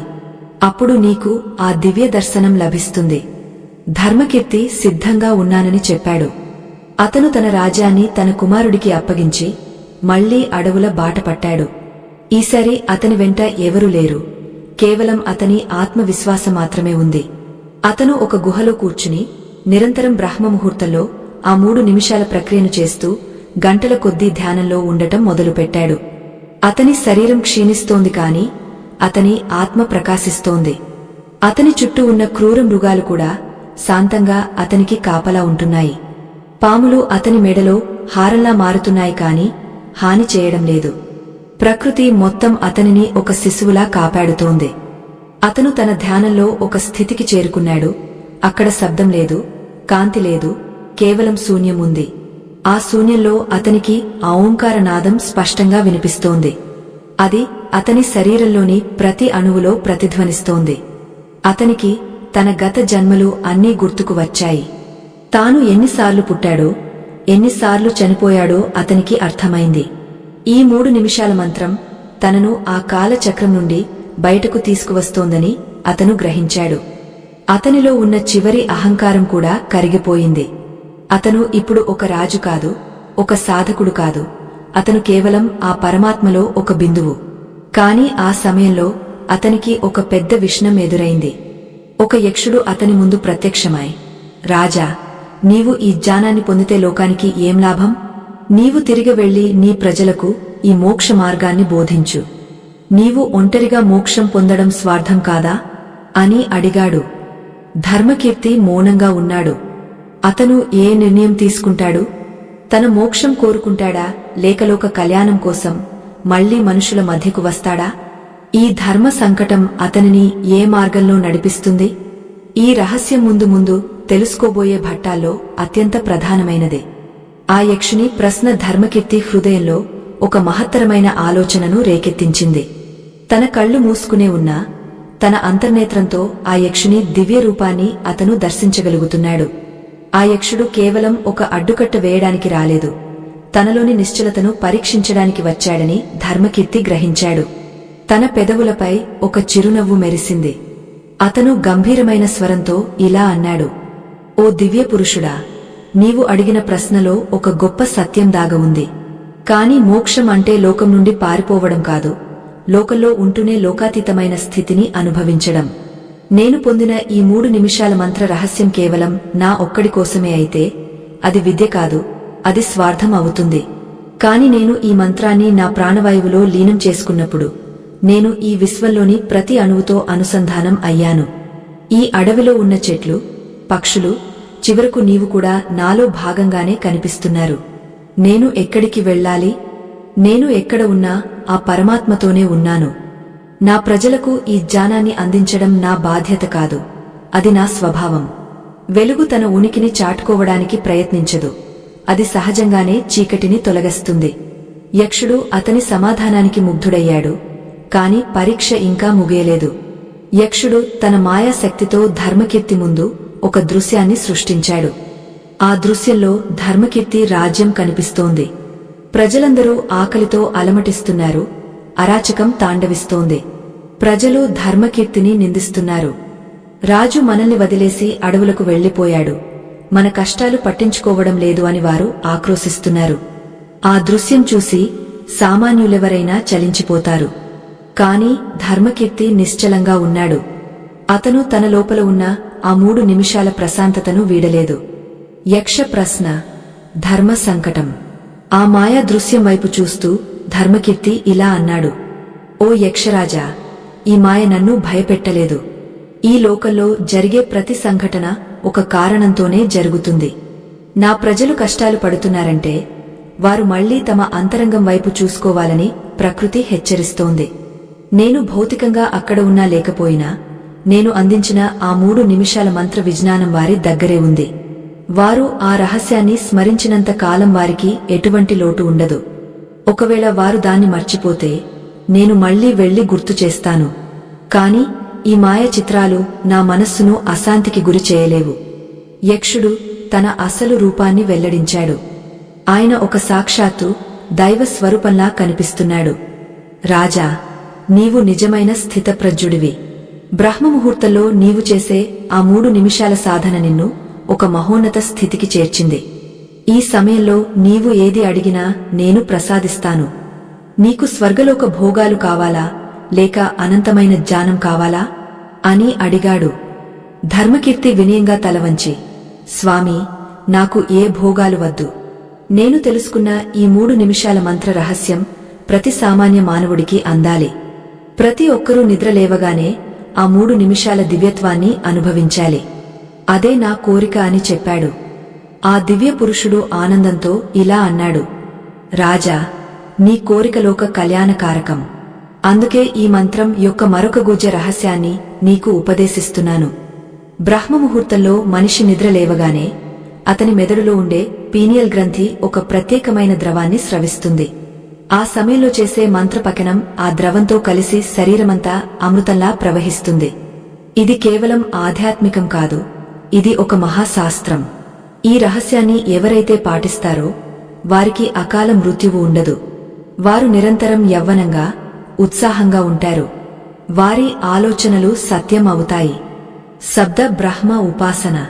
ఈ 3 నిమిషాల ప్రక్రియలో మొదటి నిమిషం మనిషి తన భూతకాలాన్ని క్షమించాలి. గడిచిన కాలంలో జరిగిన తప్పులను, పొరపాట్లను గుర్తు చేసుకుని కుమిలిపోకుండా వాటి నుండి పాఠాలు నేర్చుకుని ఆ పరమాత్మకు కృతజ్ఞతలు చెప్పాలి. రెండవ నిమిషం తన వర్తమానాన్ని అంగీకరించాలి. తనకున్న స్థితిని గౌరవిస్తూ తన శ్వాస ద్వారా విశ్వశక్తిని ఆహ్వానించాలి. మూడవ నిమిషం తన భవిష్యత్తును నిర్మించుకోవాలి. ఆ మంత్రాన్ని పఠిస్తూ తాను ఏది కావాలని అనుకుంటున్నాడో దాన్ని దృశ్య రూపంలో ఊహించుకోవాలి. ఈ 3 నిమిషాల కలయికే జీవిత పరమార్థం. ధర్మకీర్తి ఆ ఉపదేశాన్ని తన హృదయ పీకంపై ముద్రించుకున్నాడు. ఆ సమయంలో ఆకాశం నుండి ఒక దివ్యమైన వాణి వినిపించింది. రాజా, నీవు ఇప్పుడు ఒక జ్ఞానివి. నీవు తిరిగా నీ ప్రజల వద్దకు వెళ్ళు. కాని ఈసారి రాజుగా కాదు, ఒక జగద్గురువుగా వెళ్ళు. నీ రాజ్యాన్ని ధర్మక్షేత్రంగా మార్చు. ప్రతి ఉదయం నీవు పఠించే ఆ మంత్రం ఈ భూమండలం అంతటా ప్రతిధ్వనించాలి. ఎక్కడైతే ఆ 3 నిమిషాల సాధన జరుగుతుందో అక్కడ దరిద్రం, రోగం, శోకముండవు. ఇది నా వాక్కు అని ఆ వాణి పలికింది. ధర్మకీర్తి తన కళ్ళు తెరిచాడు. అతని ముందు ఉన్న యక్షుడు మాయమైపోయాడు. కాని ఆ గుహ అంతా ఒక అద్భుతమైన కాంతితో నిండి ఉంది. అతను గుహ నుండి బయటకు వచ్చాడు. ప్రకృతి అతనికి స్వాగతం పలుకుతున్నట్లుగా ఉంది. చెట్లు తమ కొమ్మలను వంచి అతనికి వందనం చేస్తున్నాయి. గాలి ఎంతో మధురంగా వీస్తోంది. అతను నడుచుకుంటూ తన రాజ్యం వైపు సాగాడు. దారిలో అతనికి ఎంతో మంది సాధువులు, మునులు ఎదురయ్యారు. వారందరూ ధర్మకీర్తి ముఖంలో ఉన్న ఆ తేజస్సును చూసి ఆశ్చర్యపోయారు. ఈయన సామాన్య రాజు కాదు, ఒక మహాసిద్ధుడు అని వారు చర్చించుకోసాగారు. మాయాలోక దర్శనం. ధర్మకీర్తి రాజ్య సరిహద్దుకు చేరుకునేసరికి ప్రజలందరూ ఎదురుచూస్తున్నారు. యక్షుడు చూపించిన ఆ మాయా దృశ్యం నిజం కాదు. రాజ్యం ఎంతో సుభిక్షంగా ఉంది. కాని ప్రజల్లో ఒక రకమైన తృష్ణ ఉంది. తమ రాజు ఎప్పుడు వస్తాడా, తమకు మరిన్ని ఆధ్యాత్మిక రహస్యాలు ఎప్పుడు చెబుతాడా అని వారు ఆతృతగా ఉన్నారు. ధర్మకీర్తిని చూడగానే ప్రజల ఆనందానికి అవధులు లేవు. వారు పూలవాన కురిపించారు. ధర్మకీర్తి వారిని ఉద్దేశించి ఇలా అన్నాడు, మిత్రులారా, నేను మీకు ఒక అపురూపమైన కానుకను తీసుకువచ్చాను. అది బాహ్య సంపద కాదు, అది మీ లోపల ఉన్న అనంతమైన శక్తిని మేల్కొలిపే మంత్రం. మీరు ప్రతి ఉదయం నిద్రలేవగానే మంచమీద నుండి కిందకు దిగకముందే ఆ 3 నిమిషాల ప్రక్రియను ప్రారంభించండి. మొదటి నిమిషం మీ తల్లిదండ్రులకు, గురువులకు, దైవానికి కృతజ్ఞతలు తెలుపుకోండి. రెండవ నిమిషం మీ అరచేతులను చూసుకుంటూ అందులో ఉన్న ఆ దివ్య శక్తులను దర్శించండి. మూడవ నిమిషం ఈ మంత్రాన్ని మనసారా పయించండి. ఓం నమో భగవతే వాసుదేవాయ లేదా మీ ఇష్ట దైవ మంత్రం. ఆ మంత్రం మీ నాడీ వ్యవస్థలో ఒక విద్యుత్ ప్రవాహాన్ని సృష్టిస్తుంది. అది మీ చుట్టూ ఉన్న నెగటివ్ ఎనర్జీని హరిస్తుంది. మీ పనుల్లో విజయాన్ని ప్రసాదిస్తుంది. ధర్మకీర్తి చెప్పిన ఈ రహస్యం ప్రజల్లో ఒక కొత్త చైతన్యాన్ని నింపింది. రాజ్యంలో ప్రతి ఒక్కరూ దీన్ని పాటించడం మొదలుపెట్టారు. విద్యార్థులు తమ చదువులో రాణించారు. వ్యాపారులు లాభాలు గడించారు. వృద్ధులు ఆరోగ్యంగా ఉండటం మొదలుపెట్టారు. ఆ రాజ్యం ఒక స్వర్గలోకంలా మారిపోయింది. కాని ఈ విజయవంతమైన ప్రయాణంలో ఒక రహస్య శత్రువు ఇంకా పొంచి ఉన్నాడు. ఆ శత్రువు మరెవరో కాదు, మనిషిలోని కాలదోషం. ఆ కాలదోషాన్ని ఎలా జయించాలో, ఆ 3 నిమిషాల మంత్రం కాలాతీత స్థితిని ఎలా ఇస్తుందో ధర్మకీర్తి తన శిష్యులకు వివరించడం ప్రారంభించాడు. జ్ఞానోదయం ఒక మహోన్నత సత్యం. ఒకరోజు ఒక శిష్యుడు అడిగాడు, గురుదేవా, ఈ 3 నిమిషాల సాధన కేవలం ఉదయం పూట మాత్రమే ఎందుకు చేయాలి? మిగతా సమయంలో చేస్తే ఫలితముండదా అని. ధర్మకీర్తి చిరునవ్వు నవ్వి ఇలా అన్నాడు, నాయనా, సూర్యోదయానికి ముందు ప్రకృతి మొత్తం ఒక యోగ స్థితిలో ఉంటుంది. గాలిలో ఓజస్సు అనే శక్తి ఉంటుంది. ఆ సమయంలో మన శరీరంలోని ప్రాణశక్తికి, విశ్వశక్తికి మధ్య ఉన్న తలుపులు తెరుచుకుంటాయి. మిగతా సమయంలో మన చుట్టూ ఉండే ప్రాపంచిక ఆలోచనలు, శబ్దాలు ఆ అనుసంధానానికి అడ్డుపడతాయి. అందుకే బ్రహ్మముహూర్తం అనేది ఒక దివ్య ముహూర్తం. ఆ 3 నిమిషాలు నీవు చేసే సాధన మిగతా 24 గంటల నీ జీవితాన్ని శాసిస్తుంది. ఇది ఒక విత్తనం నాటడం వంటిది. విత్తనం సరైన సమయంలో నాటితేనే అది మహావృక్షం అవుతుంది. అలాగే నీ మనస్సును సరైన సమయంలో దైవం వైపు మళ్లిస్తే నీ జీవితం సుసంపన్నం అవుతుంది. ఇది కేవలం మంత్రం కాదు, ఇది నీ ప్రాణాన్ని పవిత్రం చేసే ప్రక్రియ. ఈ సత్యాన్ని గ్రహించినవాడు ఎన్నడూ దున్హకించడు. వాడు అపజయాలను చూసి భయపడడు. ఎందుకంటే వాడికి తెలుసు, తన వెనుక ఆ విశ్వశక్తి ఉందని. ధర్మకీర్తి బోధనలు వింటుంటే ప్రజలకు తమ జీవితాల పట్ల ఒక కొత్త ఆశ చిగురించింది. కాని ఆ సమయంలోనే ఆకాశంలో ఒక వింతైన మార్పు కనిపించింది. పట్టపగలే నక్షత్రాలు మెరవడం మొదలైంది. గాలిలో ఒక తెలియని గంభీరమైన శబ్దం వినిపించింది. అది ఒక గొప్ప మార్పుకు సంకేతం. ధర్మకీర్తి కళ్ళు మూసుకుని ధ్యానంలోకి వెళ్లాడు. అతనికి అర్థమైంది, తను ఈ భూమి మీద చేయవలసిన పని ముగింపు దశకు చేరుకుందని. కాని వెళ్లే ముందు అతను ప్రజలకు ఒక పరమ రహస్యాన్ని చెప్పవలసి ఉంది. ఆ రహస్యమేమిటి? అది విన్న తర్వాత ప్రజల జీవితాలు ఎలా మారతాయి అన్నది మన కథలో అత్యంత కీలకమైన మలుపు. ఆకాశంలో మెరుస్తున్న ఆ దివ్య నక్షత్రాలను చూసి ప్రజలు విస్మయానికి గురయ్యారు. పట్టపగలే వెలుగులు విరజిమ్ముతున్న ఆ తారకలు ఏదో ఒక మహత్కార్యానికి ఆరంభంలా అనిపించాయి. ధర్మకీర్తి తన సింహాసనాన్ని వదిలి మెల్లగా కిందకు దిగవచ్చాడు. అతని నడకలో ఒక విధమైన భారము, గుండెల్లో ఒక గొప్ప నిశ్శబ్దము తాండవిస్తున్నాయి. అతను ప్రజలందరినీ తన వద్దకు రమ్మని సంజ్ఞ చేశాడు. రాజభవన ప్రాంగణం మొత్తం నిశ్శబ్దమైపోయింది. గాలి కూడా తన వేగాన్ని తగ్గించి ఆ మహానుభావుని మాటలు వినడానికి ఆగపోయినట్లుగా ఉంది. ధర్మకీర్తి గంభీర స్వరంతో ఇలా చెప్పడం ప్రారంభించాడు, నా ప్రియమైన ప్రజలారా, ఈ సృష్టిలో ప్రతిదీ ఒక క్రమ పద్ధతిలో జరుగుతుంది.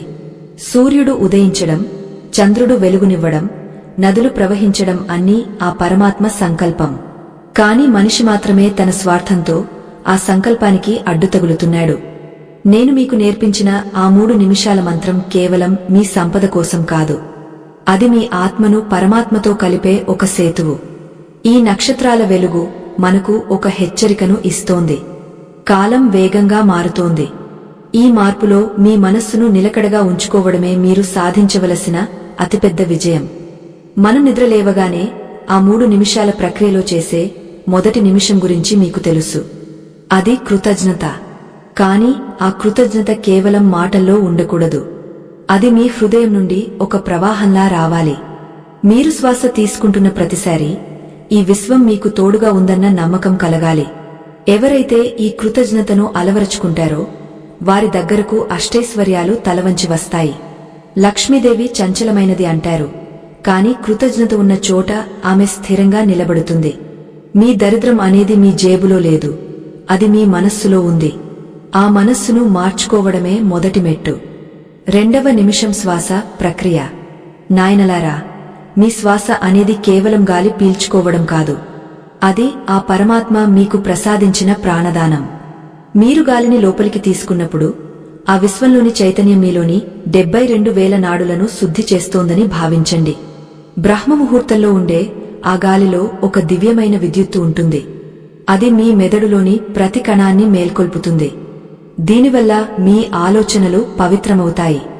పవిత్రమైన ఆలోచనలు ఉన్న వ్యక్తికి ఆయురారోగ్యాలు వాటంతటా అవే లభిస్తాయి. మీరు ఎంతటి అనారోగ్యంతో ఉన్నా ఈ 3 నిమిషాల సాధన మిమ్మల్ని సంపూర్ణ ఆరోగ్యవంతులుగా మారుస్తుంది. ఇక 3వ నిమిషం అత్యంత రహస్యమైనది. ఆ సమయంలో మీరు పఠించే ఆ దివ్య మంత్రం మీ సంకల్పాన్ని విశ్వానికి చేరవేస్తుంది. మీరు ఏది కోరుకుంటే అది జరుగుతుంది. కాని ఇక్కడే మీరు ఒక జాగ్రత్త వహించాలి. మీ కోరిక స్వార్థపూరితమైనది అయితే అది మీకు ఫలితాన్ని ఇవ్వదు. మీరు ఇతరుల మేలు కోరుకున్నప్పుడు ప్రకృతి మీకు 1000 రెట్లు ప్రతిఫలాన్ని ఇస్తుంది. ధర్మకీర్తి మాటలు వింటుంటే ప్రజల కళ్లలో నీళ్లు తిరిగాయి. వారు తమ రాజులోని దైవత్వాన్ని ఈరోజు సంపూర్ణంగా దర్శిస్తున్నారు. ధర్మకీర్తి ఇంకా ఇలా అన్నాడు, నేను ఈరోజు మీకు ఈ మంత్రం యొక్క అంతిమ రహస్యాన్ని చెప్పబోతున్నాను. బ్రహ్మముహూర్తంలో మీరు మంత్రం పయిస్తున్నప్పుడు మీ కనుబొమ్మల మధ్య ఉన్న ఆజ్ఞా చక్రం వద్ద ఒక నీలి రంగు కాంతిని ఊహించుకోండి. ఆ కాంతి మీ లోపల ఉన్న అజ్ఞానాన్ని దహించి వేస్తుంది. ఆ సమయంలో మీరు శబ్ద బ్రహ్మంతో అనుసంధానం అవుతారు. మీ నోటి నుండి వెలువడే ప్రతి మాట ఒక మంత్రంగా మారుతుంది. మీరు ఎవరిని దీవించినా అది ఫలిస్తుంది. మీరు ఏ పని చేపట్టినా అది విజయవంతం అవుతుంది. కాని ఈ శక్తిని మీరు కేవలం మంచి పనులకే ఉపయోగించాలి. లేని పక్షంలో ఆ శక్తి మీకే హాని కలిగిస్తుంది. ఇది ప్రకృతి ధర్మం. దీన్ని ఎవరూ అతిక్రమించలేరు.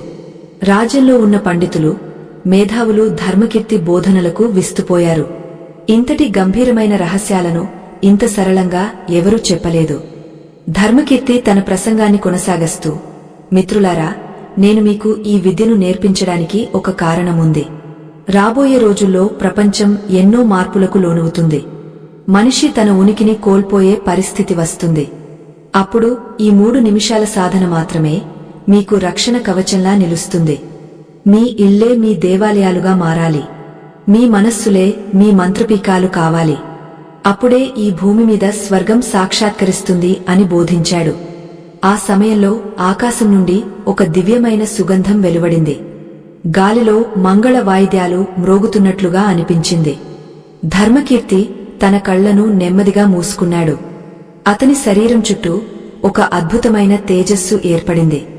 అతను ఇప్పుడు ఒక సామాన్య మనిషిలా లేడు, ఒక సాక్షాత్తు పరమశివుడిలా ప్రకాశిస్తున్నాడు. ప్రజలందరూ భక్తితో మోకరిల్లారు. ధర్మకీర్తి తన లోపల ఉన్న ప్రాణశక్తిని పైకి మళ్లిస్తున్నాడని, అతను ఈ లోకాన్ని వదిలి వెళ్లడానికి సిద్ధమవుతున్నాడని అందరికీ అర్థమైంది. కాని అతను వెళ్లే ముందు తన ప్రజలకు ఒక చివరి సందేశాన్ని, ఒక పరమ సత్యాన్ని అందించవలసి ఉంది. ఆ సందేశం ఏమిటో తెలుసుకోవాలని అందరూ ఆతృతగా ఎదురుచూస్తున్నారు. ధర్మకీర్తి తన మౌనాన్ని వీడి అత్యంత మృదువైన స్వరంతో ఇలా అన్నాడు, నా ప్రయాణం ముగింపుకు వచ్చింది. నేను ఇన్నాళ్లు మీకు చెప్పినవి అన్నీ ఒక ఎత్తు, ఇప్పుడు చెప్పబోయేది మరొక ఎత్తు. ఈ 3 నిమిషాల రహస్యం మీ జీవితాన్ని ఎలా మార్చబోతోందో నేను మీకు ప్రత్యక్షంగా చూపించబోతున్నాను. మీరు ఇప్పుడు మీ కళ్ళు మూసుకోండి. మీ అంతరంగంలో ఆ దివ్యనాదాన్ని వినండి. ప్రజలందరూ రాజు చెప్పినట్లే చేశారు. ఆ సమయంలో వారు పొందిన అనుభూతి వర్ణనాతీతం. వారికి తమ గత జన్మలు, తాము చేసిన పుణ్యపాపాలు అన్నీ స్పష్టంగా కనిపించాయి.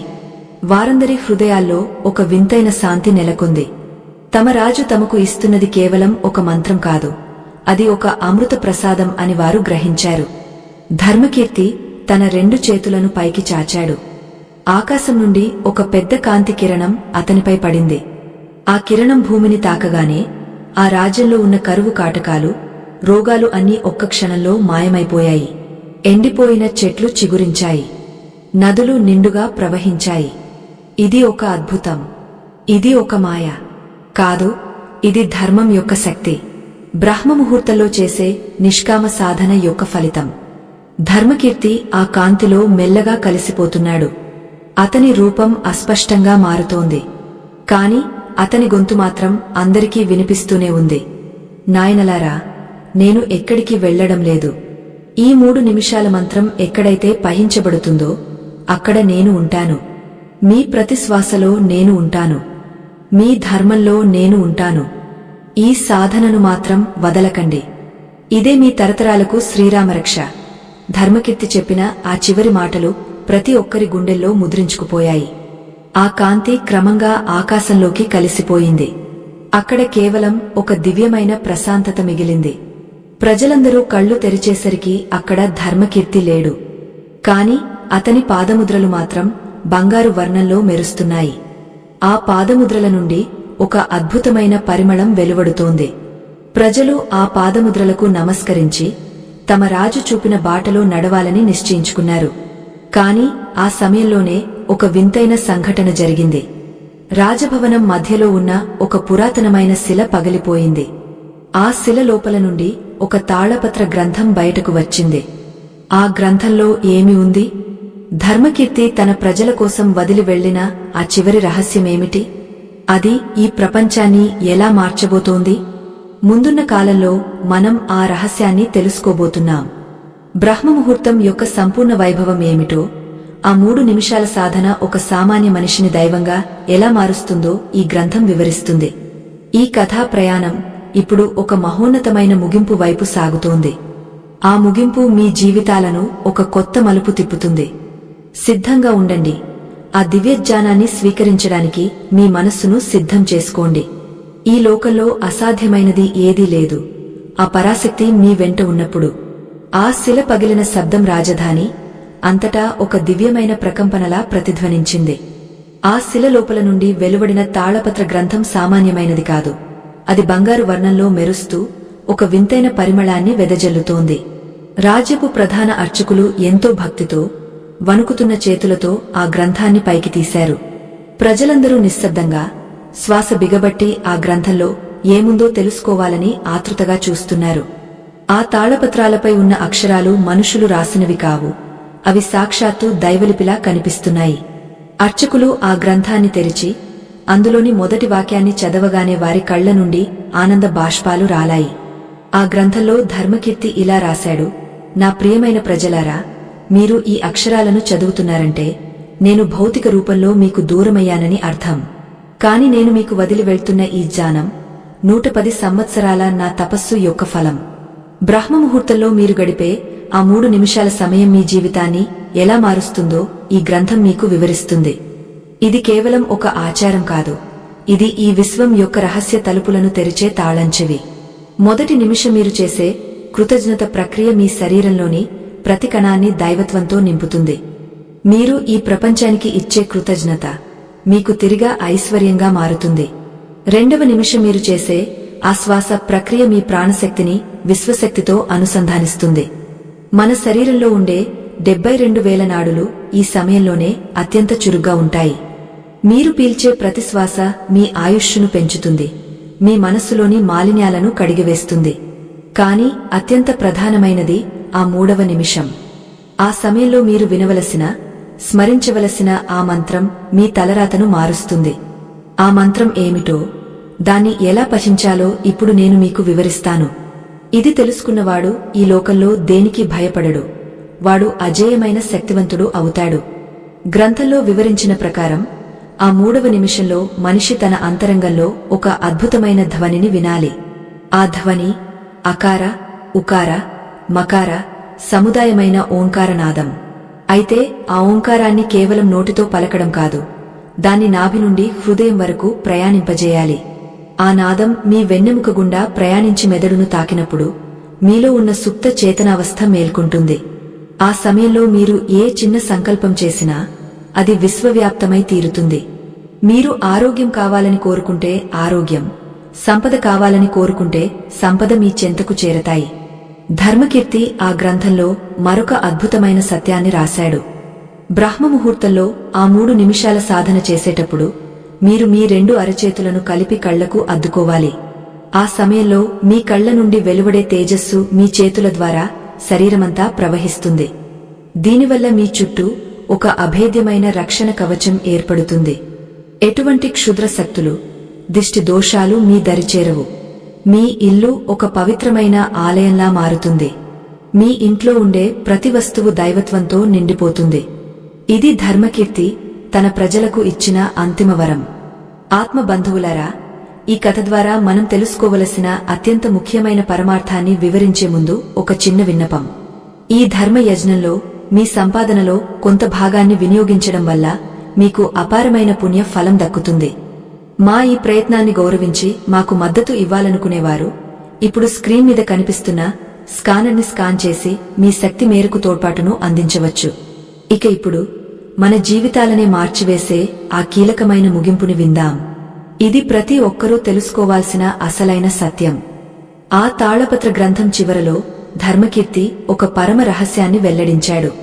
ఆ రహస్యం ఏమిటంటే, ఈ 3 నిమిషాల సాధన కేవలం లౌకిక సుఖాల కోసం మాత్రమే కాదు. ఇది ఆత్మ సాక్షాత్కారానికి మార్గం. ఎవరైతే నిరంతరం బ్రహ్మముహూర్తంలో ఆ దివ్యనాదాన్ని వింటారో వారికి మరణం పట్ల భయం ఉండదు. వారు ఈ దేహాన్ని వదిలే సమయంలో కూడా అదే ప్రశాంతతతో ఉంటారు. ధర్మకీర్తి చెప్పిన ఆ అసలైన మంత్రం సోహం అంటే నేనే ఆ పరమాత్మను అని అర్థం. ఈ భావన మీలో స్థిరపడినప్పుడు మీరు సామాన్య మానవులు కాదు, మీరు నడిచే దైవాలు అవుతారు. ప్రజలందరూ ఆ గ్రంథంలోని విషయాలు విని మౌనంగా ఉండిపోయారు. వారందరికీ ఒక గొప్ప జ్ఞానోదయం కలిగింది. తమ జీవితాల్లో ఇన్నాళ్లు పడిన కష్టాలు, ఆందోళనలు అన్నీ కేవలం అజ్ఞానం వల్లే కలిగాయని వారు గ్రహించారు. ఆ రోజు నుండి ఆ రాజ్యంలో ప్రతి ఒక్కరూ బ్రహ్మముహూర్తంలో నిద్రలేచి ఆ 3 నిమిషాల దివ్య సాధనను ప్రారంభించారు. ఆ రాజ్యం ప్రపంచానికే ఒక మార్గదర్శిగా మారింది. అక్కడ దొంగతనాలు లేవు, అసూయ లేదు, కేవలం ప్రేమ మరియు ధర్మం మాత్రమే ఉన్నాయి. ధర్మకీర్తి భౌతికంగా లేకపోయినా అతని బోధనలు ప్రజల హృదయాల్లో చిరంజీవిగా నిలిచిపోయాయి. ఈ కథ మనకు నేర్పే పాఠం ఒక్కటే: కాలం అమూల్యమైనది, అందులోనూ బ్రహ్మముహూర్తం పరమ పవిత్రమైనది. నిద్ర లేవగానే మీరు గడిపే ఆ మొదటి 3 నిమిషాలు మీ తలరాతను మార్చే శక్తిని కలిగి ఉన్నాయి. ఆ సమయంలో మీరు చేసే ప్రార్థన, మీరు పయించే మంత్రం విశ్వానికి ఒక సందేశంలా వెళ్తుంది. కాబట్టి రేపు ఉదయం నుండి మీరు ఈ దివ్య సాధనను ప్రారంభించండి. మీ జీవితంలో జరిగే అద్భుతాలను మీరే స్వయంగా చూడండి. మీ లోపల ఉన్న ఆ అనంతమైన శక్తిని మేల్కొలపండి. ఆ పరమాత్మ ఆశీస్సులు మీపై ఎల్లప్పుడూ ఉండాలని ఆకాంక్షిస్తున్నాను. బ్రహ్మముహూర్త రహస్యాలను తెలుసుకున్న మీరు ఇప్పుడు ఒక నూతన ప్రయాణానికి సిద్ధమయ్యారు. మీ మనస్సులో ఉన్న అంధకారం తొలగిపోయింది. వెలుగు వైపు అడుగులు వేయండి. కృతజ్ఞతతో కూడిన హృదయం, ధర్మంతో కూడిన నడక, మంత్రంతో కూడిన శ్వాస మీ జీవితాన్ని ధన్యం చేస్తాయి. ఈ సృష్టిలోని ప్రతి అణువు మీకు సహకరించడానికి సిద్ధంగా ఉంది. మీరు సిద్ధంగా ఉన్నారా? ఆ 3 నిమిషాల రహస్యాన్ని మీ గుండెల్లో పదిలపరుచుకోండి. అదే మీ విజయానికి, మీ శాంతికి మూలాధారం. ఈ జ్ఞానాన్ని 10 మందికి పంచండి. లోక కళ్యాణంలో భాగస్వాములు కావండి. ఈ కథా ప్రయాణం ఇక్కడితో సంపూర్ణమైనదే. స్వస్తి.